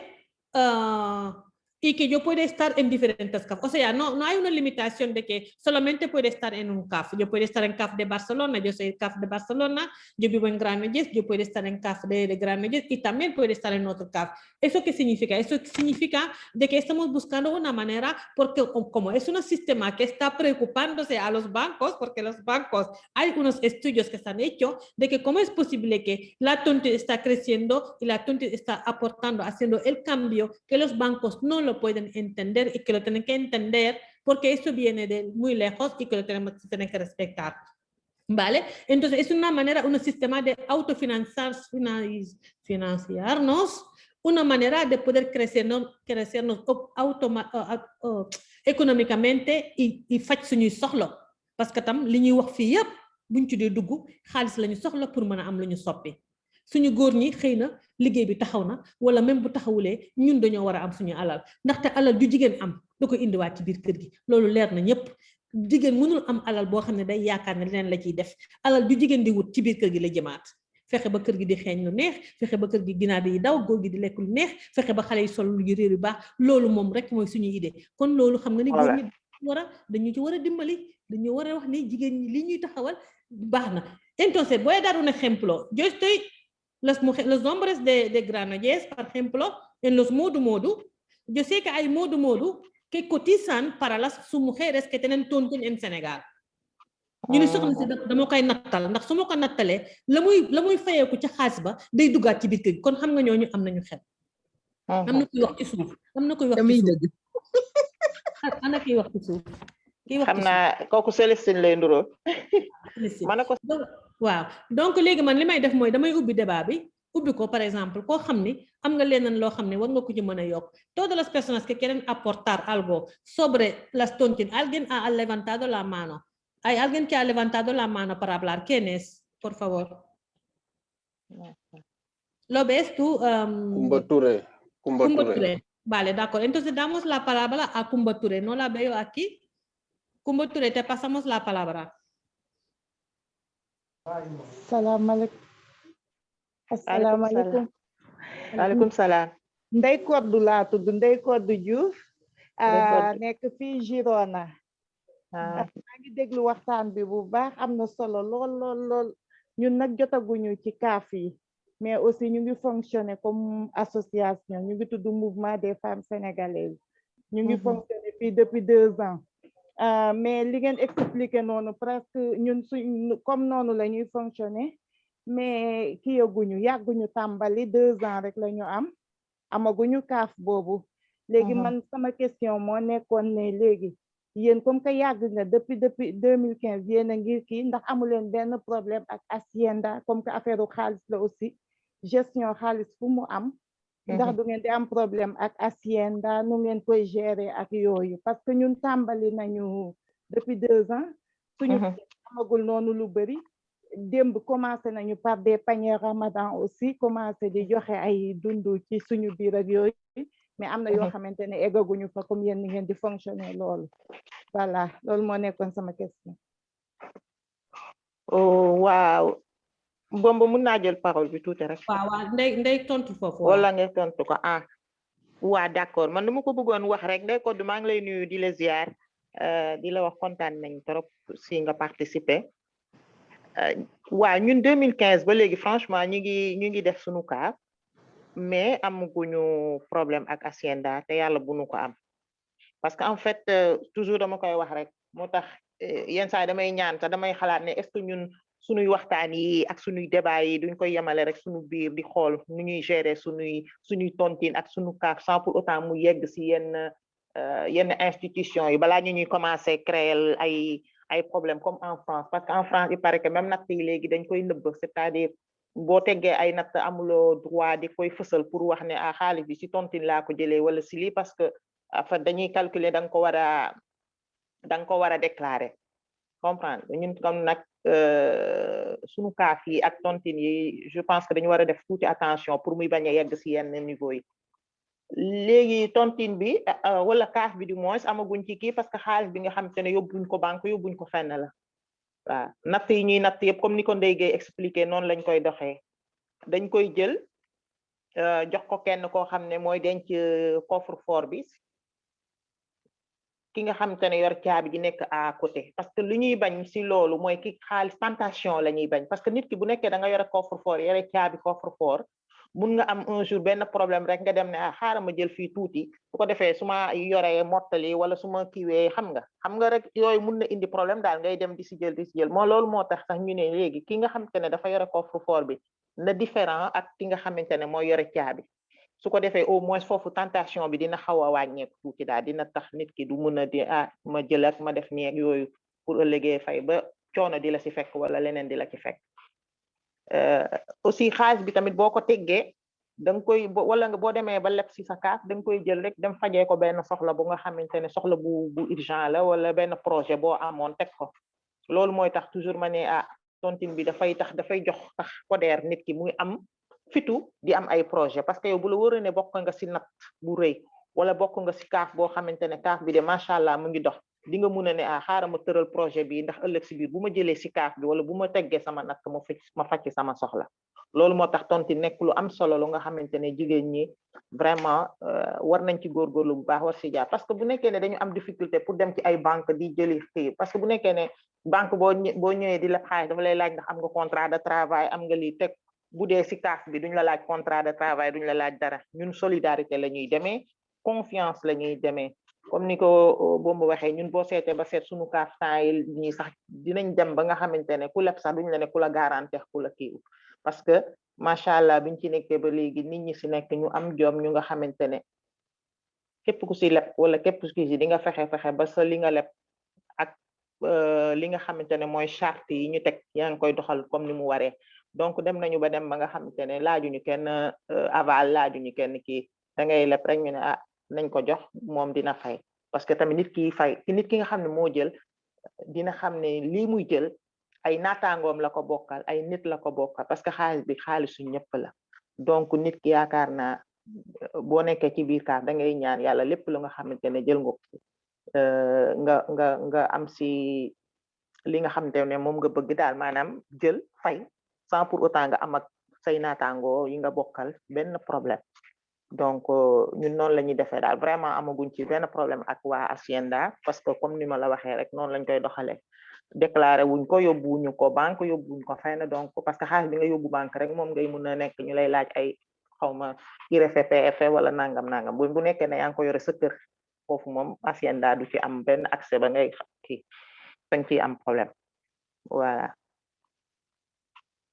waaw salaamaaleykum Ndeye Codou ñoo ngi lay ziar Diouf di rafetlu sa apportation bi nga indi fii ak question yi nga xam ne posé nga ko comme suñu naataangoo yi di waxe ci suuf ci kii bi ci chat bi am na ñoo xam ne ñi ngi tontu ci chat bi bu ngeen ko boñ ci duggee di ngeen gis li ñu tontu parce que lii nekkul loo xam ni société la nekkul loo xam ni dañuy def benn activité lucrative loo xam ne dañuy jënd ak di jaay dañ ko def mu nekk loo xam ne pour solidarité la donc lépp loo xam ne dafa dugg ci problème solidarité loolu waruñu ko tributaire c'est-à-dire warul dem ñu di ko déclarer buñ ko yóbbuwoon banque nga xam ne dañu am compte yóbbu ko banque nga xam ne ñoom ay capitaliste lañ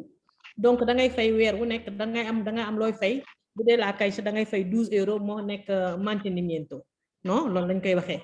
su ko defee dina am benn jamono boo xam ne bu xaas bi baree ñoom dinañ am jaaxle parce que association yi fi am xaas yu bari yëpp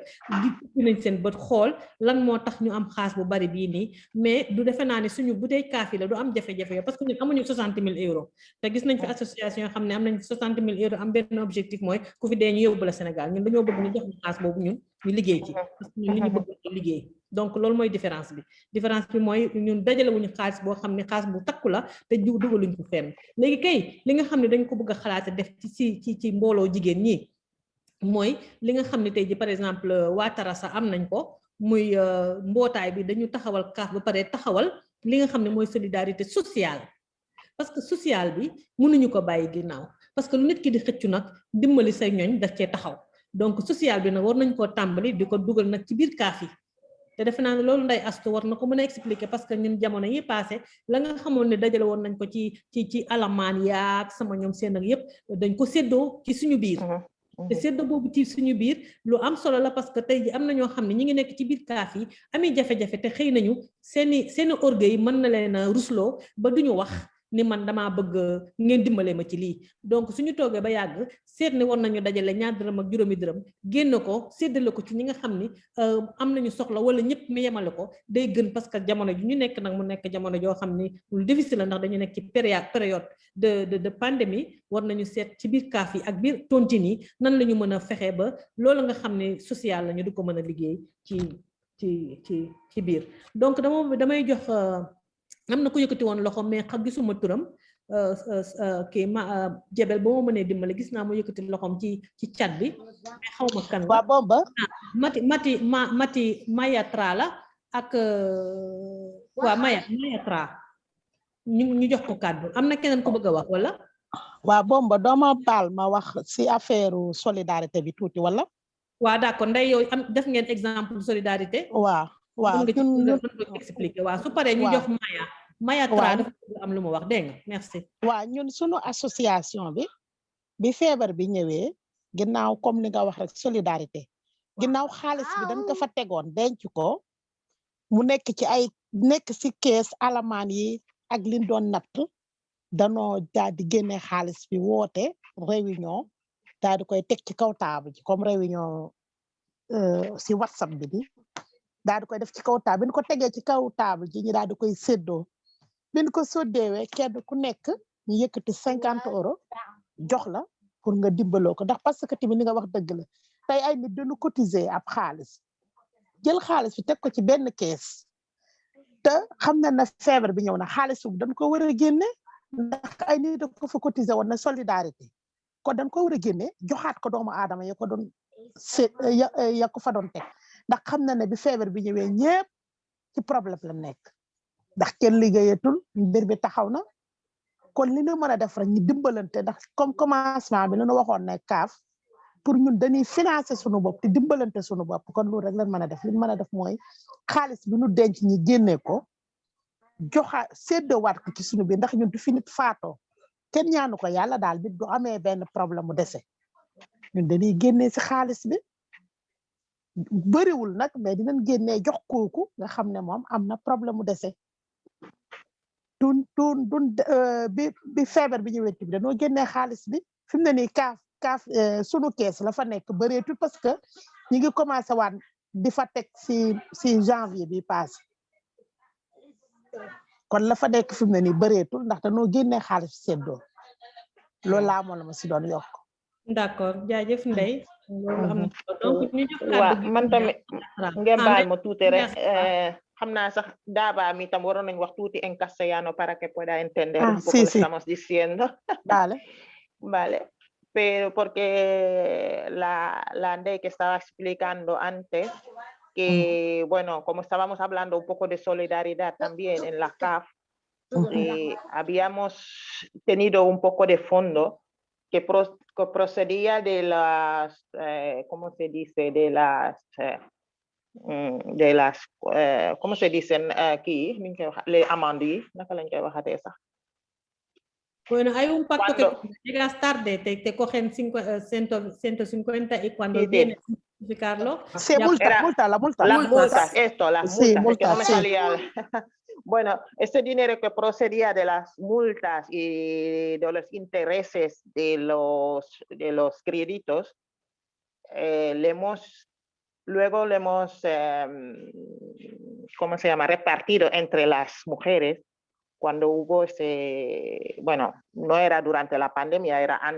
mucho después, porque durante la pandemia se estaba hablando mucho de tenemos que hacer cosas, tenemos que ayudarnos, tenemos que dar. Y yo era de las que pensaba, bueno, no tenemos tanto para dar, porque lo que es este dinero que he dicho ahora, que es de las multas, no era nada, no era nada suficiente para ayudar a una persona que está en dificultad, porque si le teníamos que repartir, sería, por ejemplo, unos 5 euros cada una o algo así. Y yo, desde mi punto de vista, yo decía que eso no era nada, pero luego estábamos hablando,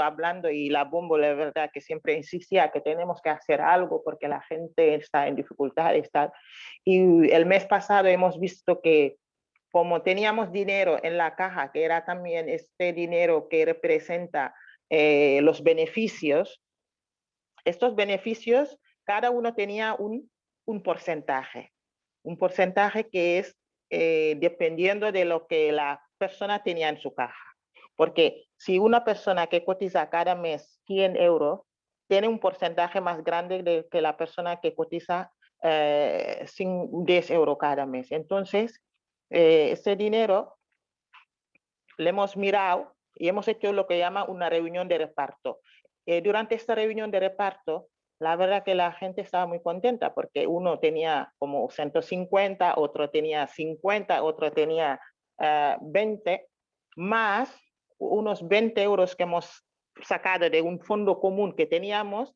y le hemos repartido entre todas nosotras. Y ese día fue un día que, por ejemplo, tú venías a cotizar unos 20 euros y luego te ibas con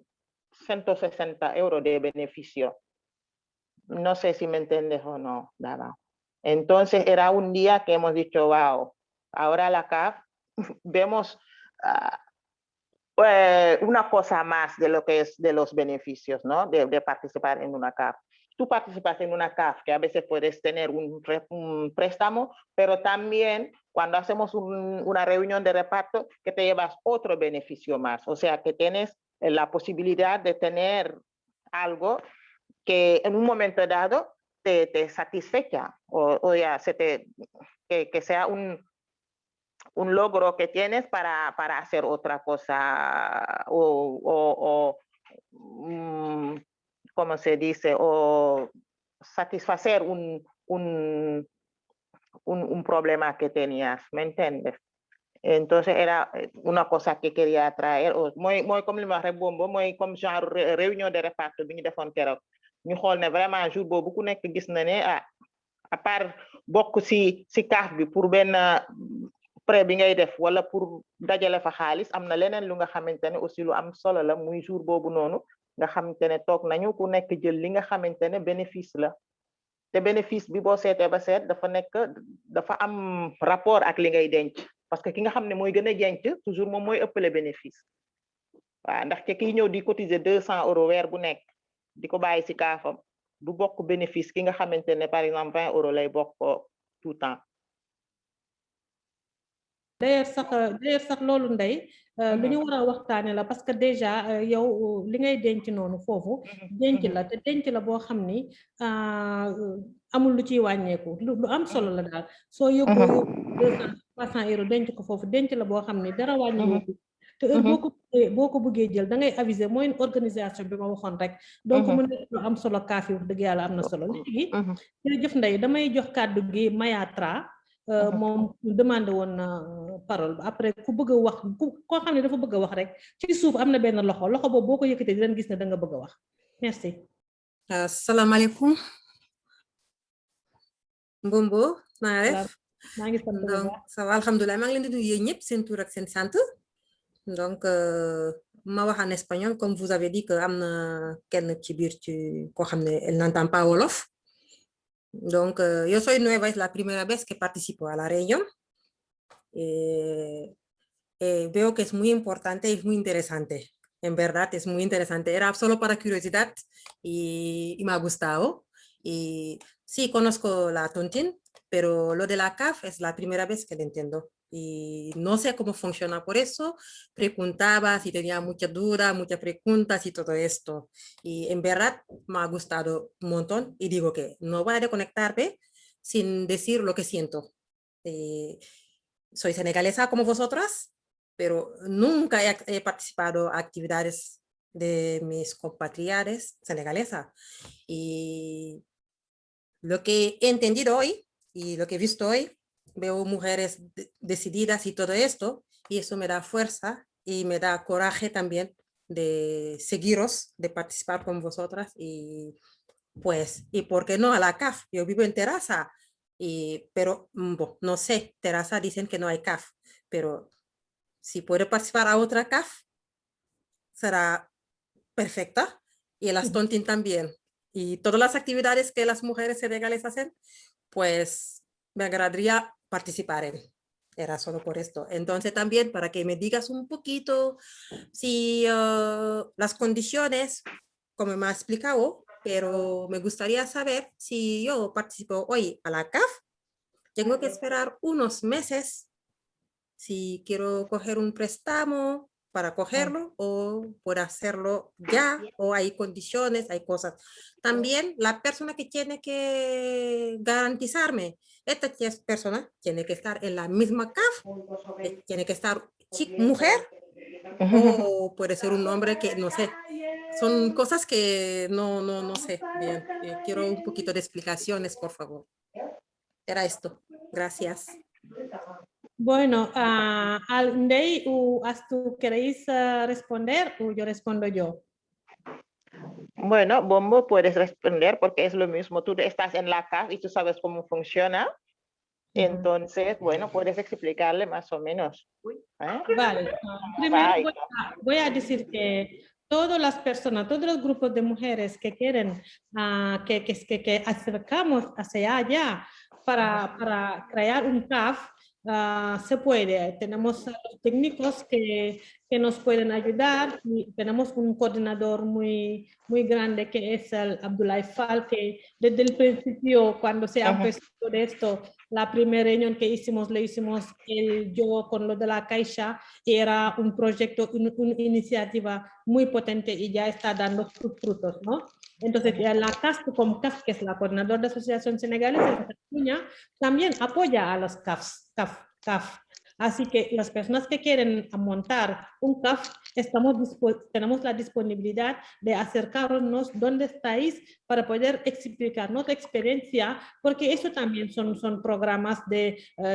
buena fe, o sea, son buenas prácticas que pueden ayudar a muchas personas también, sobre todo mujeres. Hay comunidades, por ejemplo, los latinos americanos, no hay una distinción de hombres y mujeres, están todos dentro de la CAF. Pero nosotras, por ejemplo, desde Barcelona y Besos, sí que es real que todo lo que estamos dentro de esta CAF somos mujeres, pero no hay una diferencia de que sea hombre o mujer. La pregunta es si la persona que nos tiene que garantizar tiene que ser de la CAF. Sí. La persona que tiene que garantizarnos tiene que ser de la CAF, tiene que ser miembro de la CAF, y que tú pides. Esta persona normalmente tiene que tener una capacidad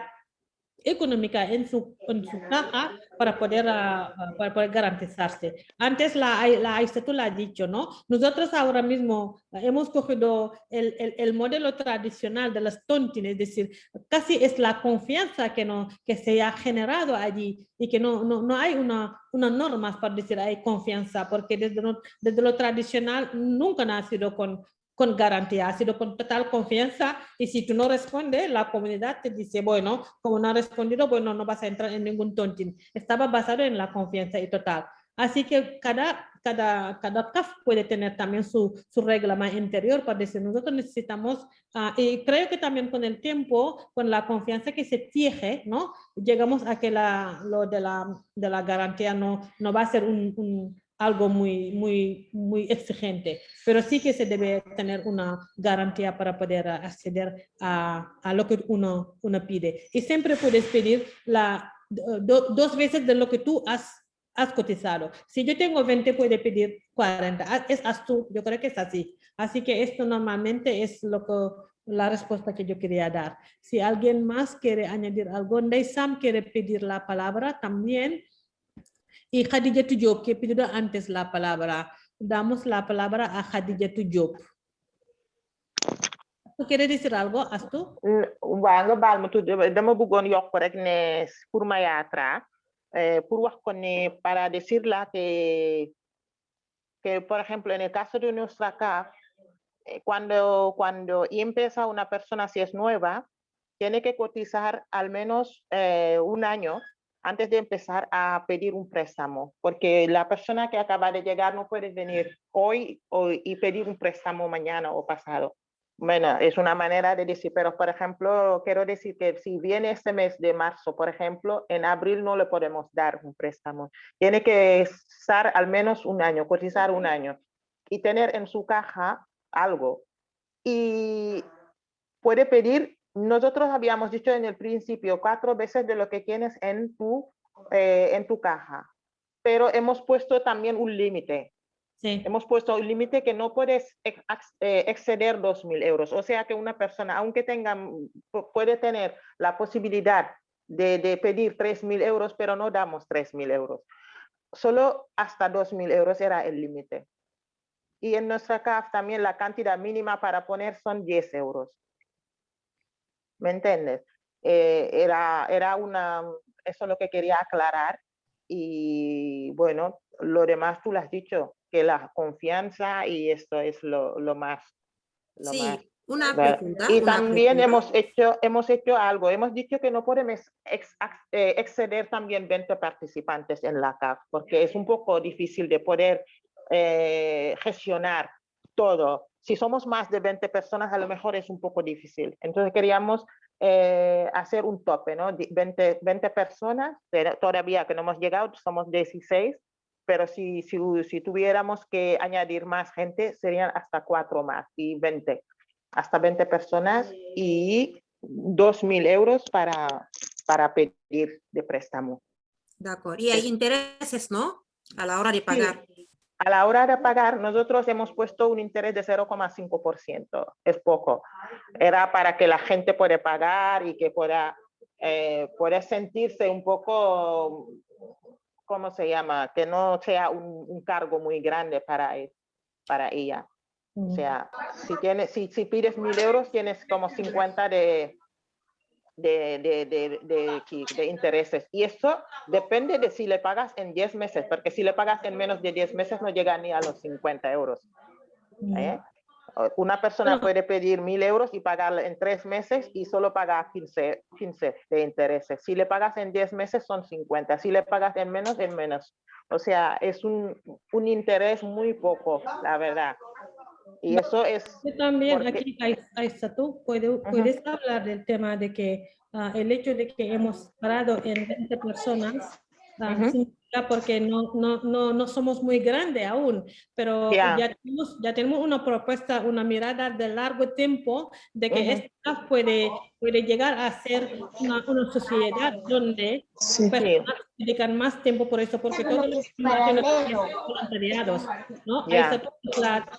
la presidenta y también lleva todo lo que es la contabilidad, tiene una persona que le ayuda, pero todo eso es voluntariedad, así que a lo mejor son mucho trabajo, mucha faena, pero si llegamos a organizarnos muy bien, a lo mejor habrá posibilidades de poder elegir, ¿no? Poner más personas, pero en el momento hemos quedado en este pacto de 20 personas. Vale. Bueno, sí, como tú dices, tienes que dar la palabra a otra persona, ¿no? Vale. La Khadijatou Diop Fan está pidiendo palabra y después Ndeye Sam. Si alguien más quiere pedir la palabra, que se levanta la mano, así que lo aportamos. Gracias. Khadijatou ñu ngi lay dalal Diop, merci.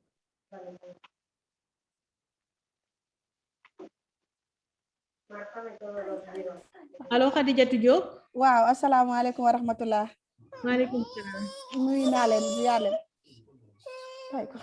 maa leen di nuyu ñëpp di leen ziar di jéggalu bu baax.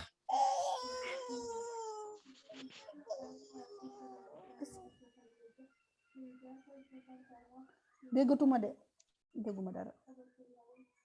lu xew man dégguma de maa xadi lu tax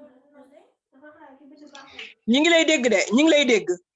ah waaw baax doo ñu mën a dégg parce que ñun ñëpp dañoo fay suñu micro pour déglu la ah ok baale waaw maa ngi jéggalu bu baax di jéggalu ci tardement bi man dama dugg di affaire bi yàggul ci kii sunu njiitu sunu présidente bi Mame Fatou moo ñu ko yëgal mais dama yéex a connecté wu ndax ñàkkoon fu ma amee fu ma connecté woo mais affaire yi daf ma raw léegi man ma bëggoon laajte ndax mën naa am koo xamante ne mën naa ko jël après su réunion bi jeexee ci suuf pour mu mun ma gën a expliquer wa ilaa ndax affaire bi di ngeen ko penjar en YouTube tamit ñu mun ko suivraat pour gën a xam daal affaire yi nu mu demee ndax intéressé nañu ci d'après lu ñu jot a gis daal xam nga léegi man loolu laa bëggoon laajte daal ndax wax ji daf ñoo rëcc daal ndax dañoo yéex a connecté wu waaw effectivement affaire bi actuellement ni mi ngi ci YouTube bi mi ngi ci Facebook bi mën ngeen ko seetaanaat ci Facebook bi comme mën ngeen ko seetaanaat ak encore ci YouTube bi mais après dinaa la jox benn contact boo xam ni yow di nga leen mën a woo ñu expliquer la réellement li nga nan lay doxee ak fuñ fi toll. waaw boobu dina ma intéressé. waaw d'après bueno pues merci beaucoup lu ñu jot a déglu moom intéressante na trop. macha allah jéggalu bu baax dañuy jox kàddu bi Ndeye Sam ñoo ngi lay dalal ci jotaay bi Ndeye Sam bokk ci kaafu Barcelona nekk fi vétéran ndax yàgg na ci dëkk bi man fi laa ko fekk mu nekk jigéen yoo xam ne jigéen yu batante boo xam ne wax dëggante neex yàlla tey am ay idées yu clair nag Ndeye Sam bismillah ci waxtaan wi jaajëf.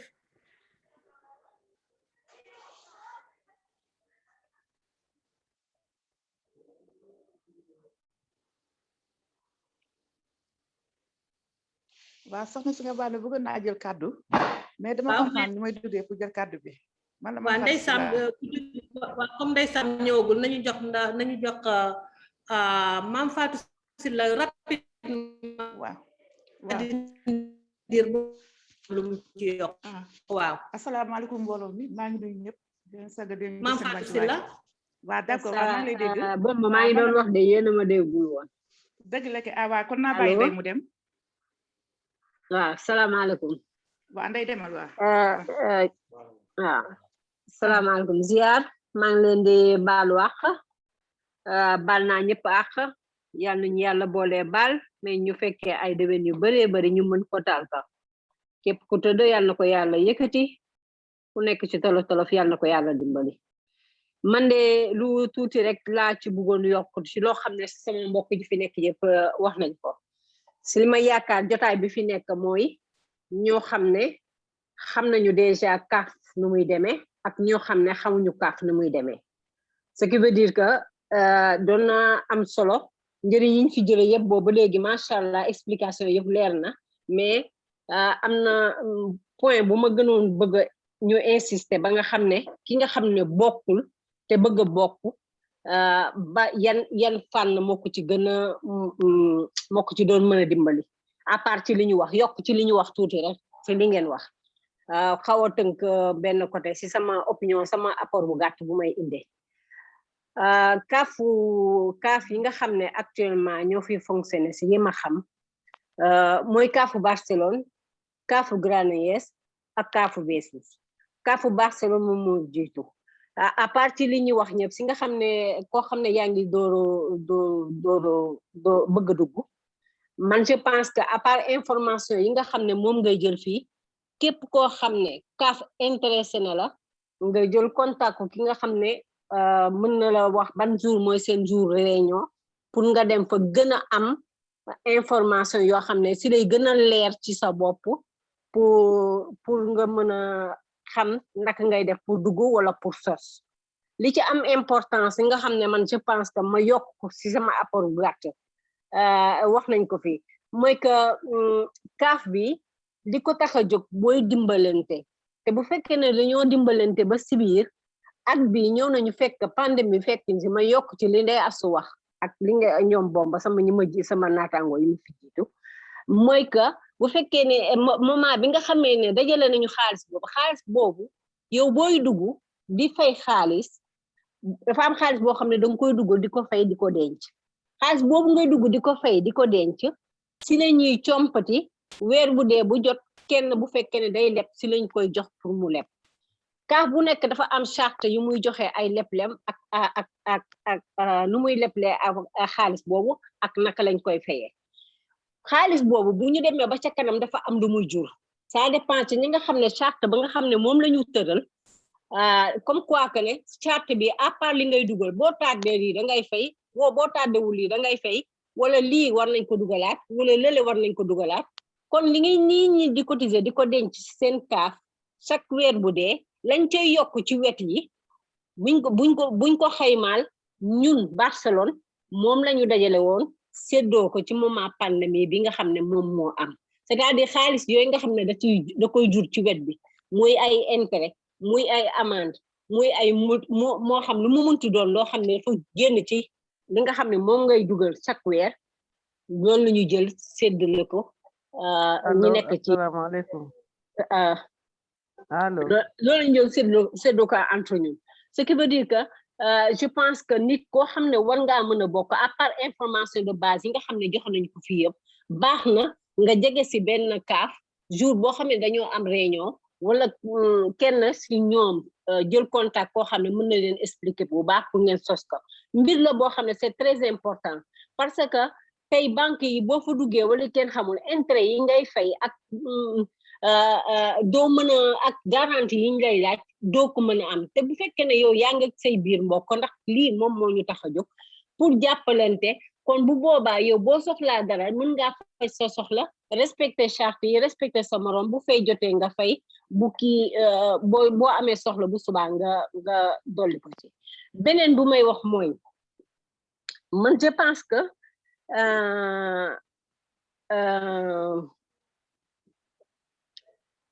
pense que nit ki nga xam ne moo ngi Barcelone boobu ba léegi amul fenn foo xam ne mën na fa féete amul fenn foo xam ne mën na fa dugg wala mu kenn xamul su mënee def publicité bi ci entre yeneen moromam yoo xam ne mën nañ ci gëstu ñu jàppalante ci liggéey si man loolu laa bëggoon loo xam ne dama ko bëggoon intervenir nuñ ko gën a mën a yokkee nit ñi mën si jàppale sa morom ak keneen koo xam ne mënu liggéey ndax jamono ji métti na métti boo xam ne noonu rek la ñu mën a jàppalante mais bépp bu ngeen di bés képp koo xam ne danga koy sos moment ba nga koy sos na ngeen waxante lu leer loo xam ne moment ba ngeen ko jàppee loolu yéen a koy doxal seen bopp yéen a koy continuer seen bopp yéen a xool nu muy def soo gisee ma insister si côté boobu c'est très important pour que ëllëg si bi xaalis dafa nekk loo xam ne dafa doy waar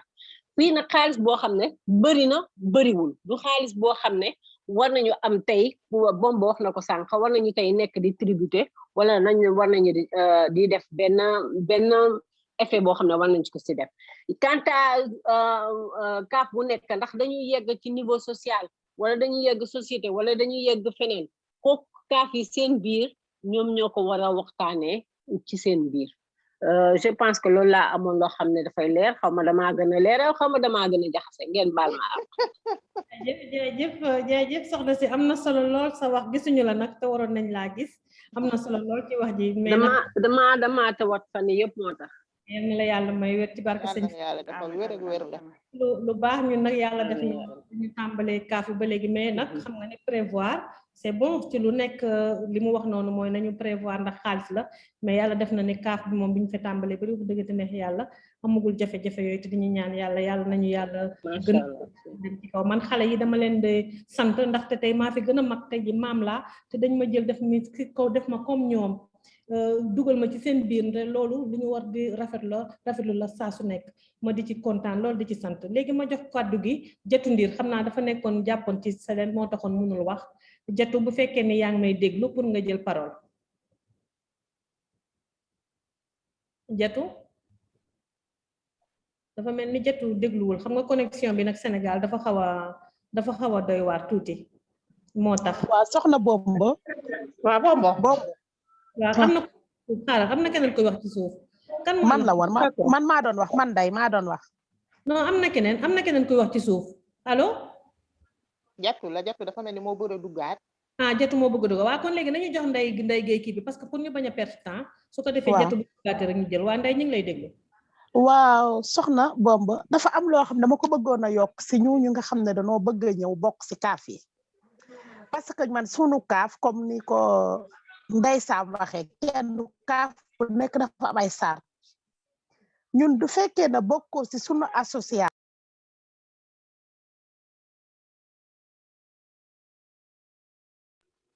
sa micro danga ko tëj waa kay Ndeye da nga tëj sa micro Ndeye dafa tëj micro am bu ko amee ku ko mën a woo ci suuf pour mu ubbi micro am Ndeye ubbi sa micro da nga ko tëj waaw sa micro Ndeye da nga tëj sa micro allo Jatu donc Ndeye dafa tëj micro am xëy na bu balaa mu koy régler ñun ñu expliquer pare allo Ndeye yaa may déglu. waaw maa lay dégg mais problème bi mooy micro bi tëju la. waaw. léegi ubbi na. ubbeeku na. waaw ubbeeku na waaw ñu ngi lay dégg waaw. tëjaat nga micro bi Ndeye léegi da nga koy ubbi soo ko ubbee rek bu ko laalaat bàyyi ko noonu comme ça ñu kii Ndeye yaa may dégg. dégg ngeen ma léegi dégg ngeen ma. ñu ngi lay dégg waaw ñu ngi lay dégg waaw. Ndeye da ngay dindi sa casque bi parce que casque bi mooy maas moo waral micro bi di coupé di tëjaat da ngay dindi micro da ngay dindi casque bi ba nga pare. allo yéen a ngi may dégg. allo yéen a ngi may dégg léegi. waa ñu ngi dégg. waa léegi man comme ñoom sunu kaaf ñun doo fekkee na bokkoo ci association damay leeralal ñi nga xam ne dañoo bëgg ñëw bokk ci kaaf yi ñun sunu kaaf au niveau de Mbessos du fekkee ne yow bokkoo ci association bi mënoo bokk ci kaaf bi ndax ñun dañ nekk association bi mooy yaay ji kaaf bi mooy doom ji ñun nun lañ tuddee sunu kaaf daal léegi te ñun sunu kaaf teg ci dañoo soxla présence xam na fii Europe liggéey kenn amul jot parce que du xamee ne yow yaa ngi ca liggéey ba ndax fii ñuy liggéey ñëpp dañuy tëjaat nga sa micro ci téléphone bi la du fekkee ne nit ñi du fekkee ne yaa ngi liggéey ñun dañuy xam ne yaa ngi liggéey léegi du boobaa amul problème da nga mën a joxe sa xaalis mais du fekkee ne liggéey yooyu ñu dañuy soxla présence bi dañuy soxla nit ki di ñëw di présenté wu fu mu toll si kaaf bi daal ndax ginnaaw association la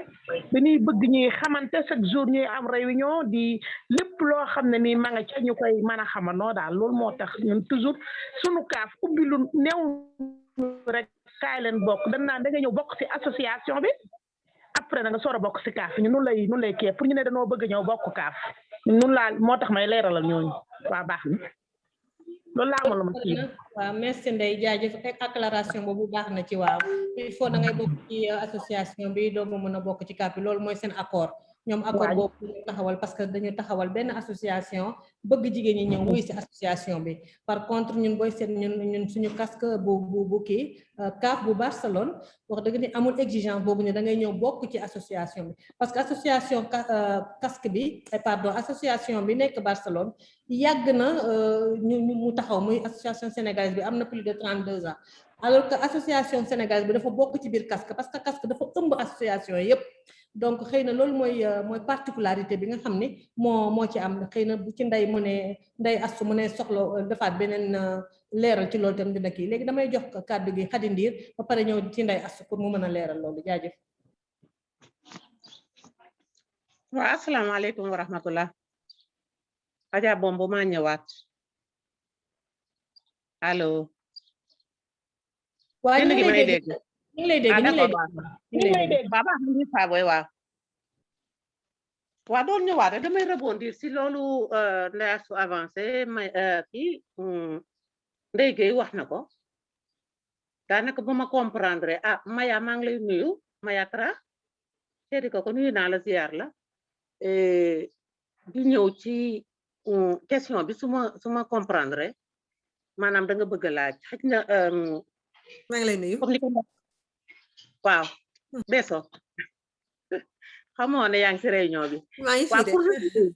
waaw pour revenir sur sa question ñun au niveau de Tarassa xam naa ne yaa ngi Tarassa xëy na gaa ñi xamuñu mais comme Tarassa ñu ngi commencé CAF à partir de janvier bii lañ koy taxawal xëy na pandémie bi moo tax ñu ngi toog stand-by di xaar lay faal mais bon yëpp a ngi en ordre donc dañuy xaar affaire yi ubbeeku ñu commencé donc bu fekkee tu es intéressé pour dugg ci CAF Tarassa tu es la bienvenue. Merci. ci loolu tamit beneen bi mooy comme ni Ndeye Gueye expliqué association amicale Donaso sénégalais à Tarassa même chose là aussi il faut nga bokk ci association bi amicale Donaso pare door a dugg CAF bi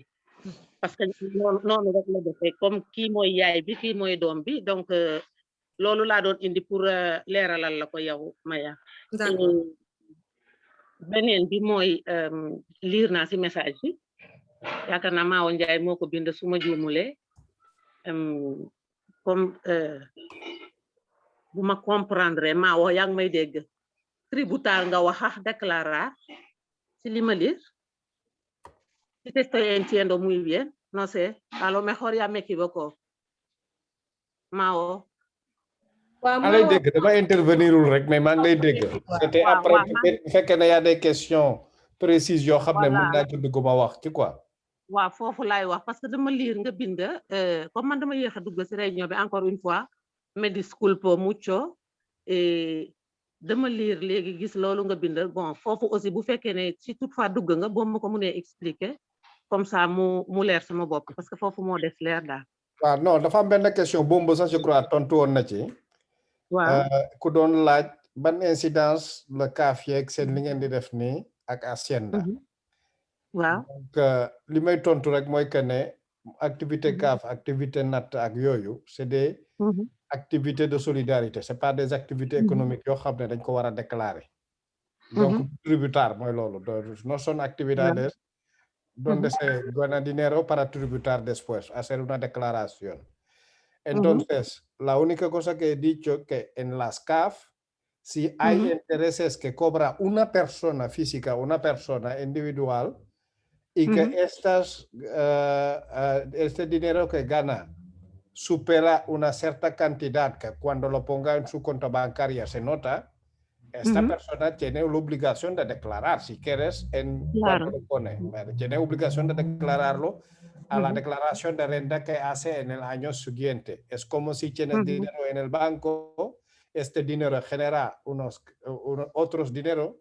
la parte que ganas, además de lo que, siempre lo que ganas en dinero, tienes que si supera una cierta cantidad, hablamos de 12.000 euros más o menos, como en sueldo, si supera 12.000 euros y trabajas en un otro, tienes que hacer una declaración de renta. Es esto. Pero la entidad en sí, el intercambio de dinero que estáis haciendo no es que ganáis mucho dinero, es simplemente... no es el caso. Sí, es una red de solidaridad a partir de dinero que ahorráis que estáis, pero no estáis ganando una cantidad de dinero como actividad económica. No hay un comercio en este sentido. waaw xam nga li Maawa expliqué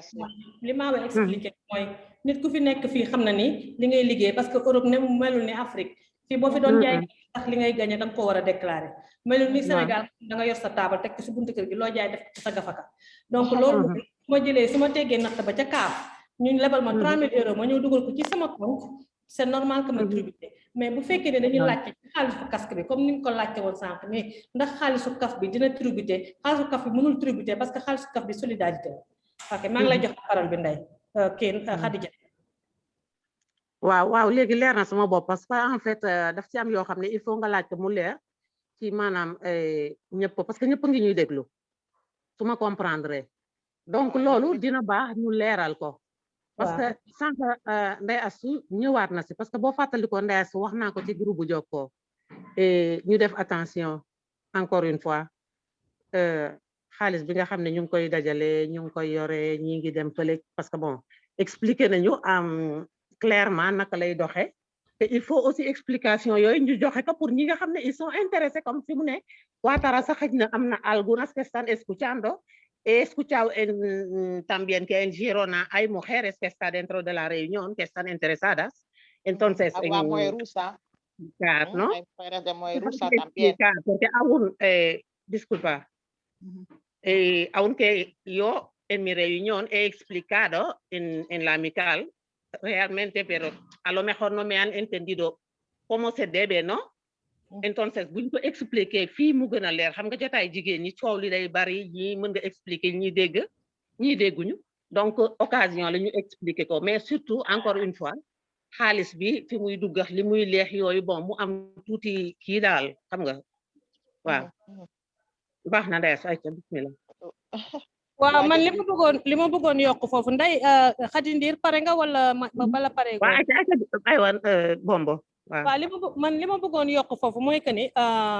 xam nga ndeysaan toujours rek bu ñuy wax affaire xaalis toujours dañ naan xaalis dafay jaxase ay nit xaalis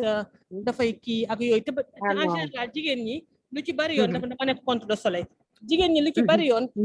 xaalis dañ koy bañ sax di ko tudd ndax dañuy bañ ñu gisee leen ni ñii dañoo bëgg a xaalis wala dañuy wax ci xaalis loolu dafa war a jeex dañu war di wax ci xaalis ndax xaalis ku fi tedd tey rek moo la jàppale xaalis bi nga xam ne dafa féete benn côté ñu jéem seet nan lañ koy séddale parce que si lañu bokk comme si lañu bokk nag dañu war a seet ñu nit nan la ñu mën a fexe ba am suñu koom-koomu bopp moom bi may tàmbali sànq xëy na fekke woo ko si laa tàmbali woon di wax comme fi mu ne ni temps bi li ci des bariwul ndax 10 minutes moo ci des dañoo bëggoon tënk lépp nag ci benn mooy que ni mbooloo la ñu woote joxe suñu expérience yi nga xam ne ñoo ngi koy liggéey li nga xam ne ñoo ngi koy def ci nga xam ne bëgg naa jël kàddu allo dégguma allo Mam Fatou bëgg naa allo majorista tuuti kàddu ma joxe kàddu bi après waaw non dafa am voix ci suuf dégguma allo waaw man la Mam Fatou bëgg naa jël tuuti kàddu majorista waaw 10 minutes ñu ngi lay déglu Mam Fatou balaa muy jeex ñu ngi lay déglu yow ñu jox la kàddu 10 minutes moo des 10 minutes moo des ci waxtaan bi waaw allo commencé la allo Mam Fatou nga jox bombo Mam Fatou na jël kàddu bi parce que 10 minutes moo des ci waxtaan bi waaw mais moom dafa mel ni ku seleen siyaar ci xaaral waaw man la Mam Fatou Sylla depuis majorista ñu ngi lay waaw maa ngi di ñëw waaw soxna bombo maa ngi lay nuyu di nuyu ci réunion yëpp di leen sargal di leen jox seen wàccuwaay waaw di wax ni réunion bi rafet na lii moom dafa baax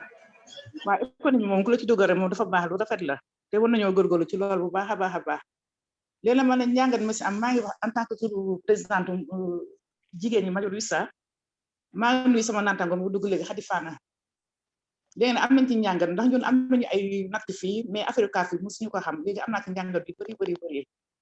bu soobee yàlla bu ci yàlla àndee ñu ngi topp seen ginnaaw duñ ci xamul nañ leen ko laaj waa ñu ngi seen ginnaaw daal waa ndax wax dëgg yàlla am nañu cotisation yi fii natt yu baax a baax ñu jàppalante bu baax a baax mais nag affaire kaaf moom mosuñu ko xam waaw léegi pour gàttal wax bi daal kontaan nañu bu baax a baax ci xamee bi ak réunion bi waa kay jërëjëf léegi dama bëggoon waaw pour wax bi gàtt waaw léegi duñ ci xam rek après nañ ko dab waat bu soobee yàlla waaw d'accord léegi dama bëggoon bu fekkee mën nañu ubbi caméra yi ñun ñëpp ñu ubbi caméra yi Jabel boo leen mënee jël ñun ñëpp ñu defandoo benn photo en commun dina baax waaw parce que fi mu ne ni temps bi jeex na ñun ñëpp ñu ubbi caméra yi ku mën a ubbi sa caméra rek incha allah nga ubbi sa caméra méjoru sa yoon séntu leen ñun ndax yéen bés bu nekk ngeen joxe ay bon exemple ña nga fa d'accord man levantar naa maano de waaw kookan la est-ce que amatuñu caatu groupe bi caatu groupe bi salaamaaleykum yéex de amatuñu dama ciy am lu ma ci yokk rek parce que lépp sant la damay yokk rek parce que tey ñun ay ndaw lañu waaye bu ñu xoolee ci jamonoy maam ci ginnaaw tuuti ñoom natt lañu xamoon danañ doon defee natt ya mooy nattu saabu nattu ceeb nattu tamaate nga xam ne lépp ci kër gi lay ñëw kon nag bu ñu demee tey ba tollu fii nga xamante ni dépassé nañu loolu di natt xaalis di teg sa xaalis nga xam ne lii di nga ci mën a dugg ci say projet loolu sant la ndax dëkk bi metti na ku ci nekk li ñu fi tax a ñëw par exemple mooy tey ku am dem ñibbi ji sa dëkk dem liggéey fa investir fa deman yaakaar naa kaaf bii nii nga xamante ni moom la ñu teg nit mën na cee dem ba dem ci def ci investir ci ca côté bu mu bëgg a féete ndax bu njëkk dañ doon wax ne sànni jamra la ñuy def tey dépassé nañu sànni jamra ba ñu ngi def tey ay cave loolu sant la macha allah loolu laa ci bëggoon a yokk. jërëjëf maa ngi leen di sant yéen ñëpp si jotaay bi yéen ñëpp sant naa leen gërëm naa leen kontaan naa vraiment ci li ngeen xam ne teew comme que dafa am koo xam ne dafay làkk espagnol. kooku dem na dem na ndeysaan kooku dem na waaw donc léegi maa ngi leen di sant dinañ dajawaat ndeysaan kooku la gën a dégg olof téeméeri junni yoon pour ñu gën a mën a waxtaan maa ngi leen di ziar di leen bëgg man nag mënuma jël téléphone parce que dama nekk contre soleil bu fekkee keneen mën na jël photo ci jotaay bi ñu nekk ne dina baax merci jaajëf bu leen ma fàttee jox contact yi ngeen waxoon wala maam Fatou dinaa ko laaj suñu présidente maam Fatou waaw dina joxe contact yi waaw wala suma waaw baax na man xawma nu ñuy jëlee photo groupe bi yëpp yëf yi awma ci connaissance nako kii jël nako tonton Maawo jël professionnel yi ñu ko jël Jabel voilà donc Jabel c'est déjà prêt Jabel bu fekkee mën nga jël photo bi comme ça ñu waaw jël naa ko capture de pantalla la rek ba rafet naa ci rek tonton Maawo man bu ma ci rafetulee bu ko lonk de ciao ciao Jabel moo géré bi Jabel moo ko géré waaw merci beaucoup Khady man dama foogoon ne yow yaay bomb sax dégg naa la ngeen naan man ay yaafi mag maay caatu kër gi yaay maam dëgg Khady yaay suñu maam jërë ngeen jëf maa ngi merci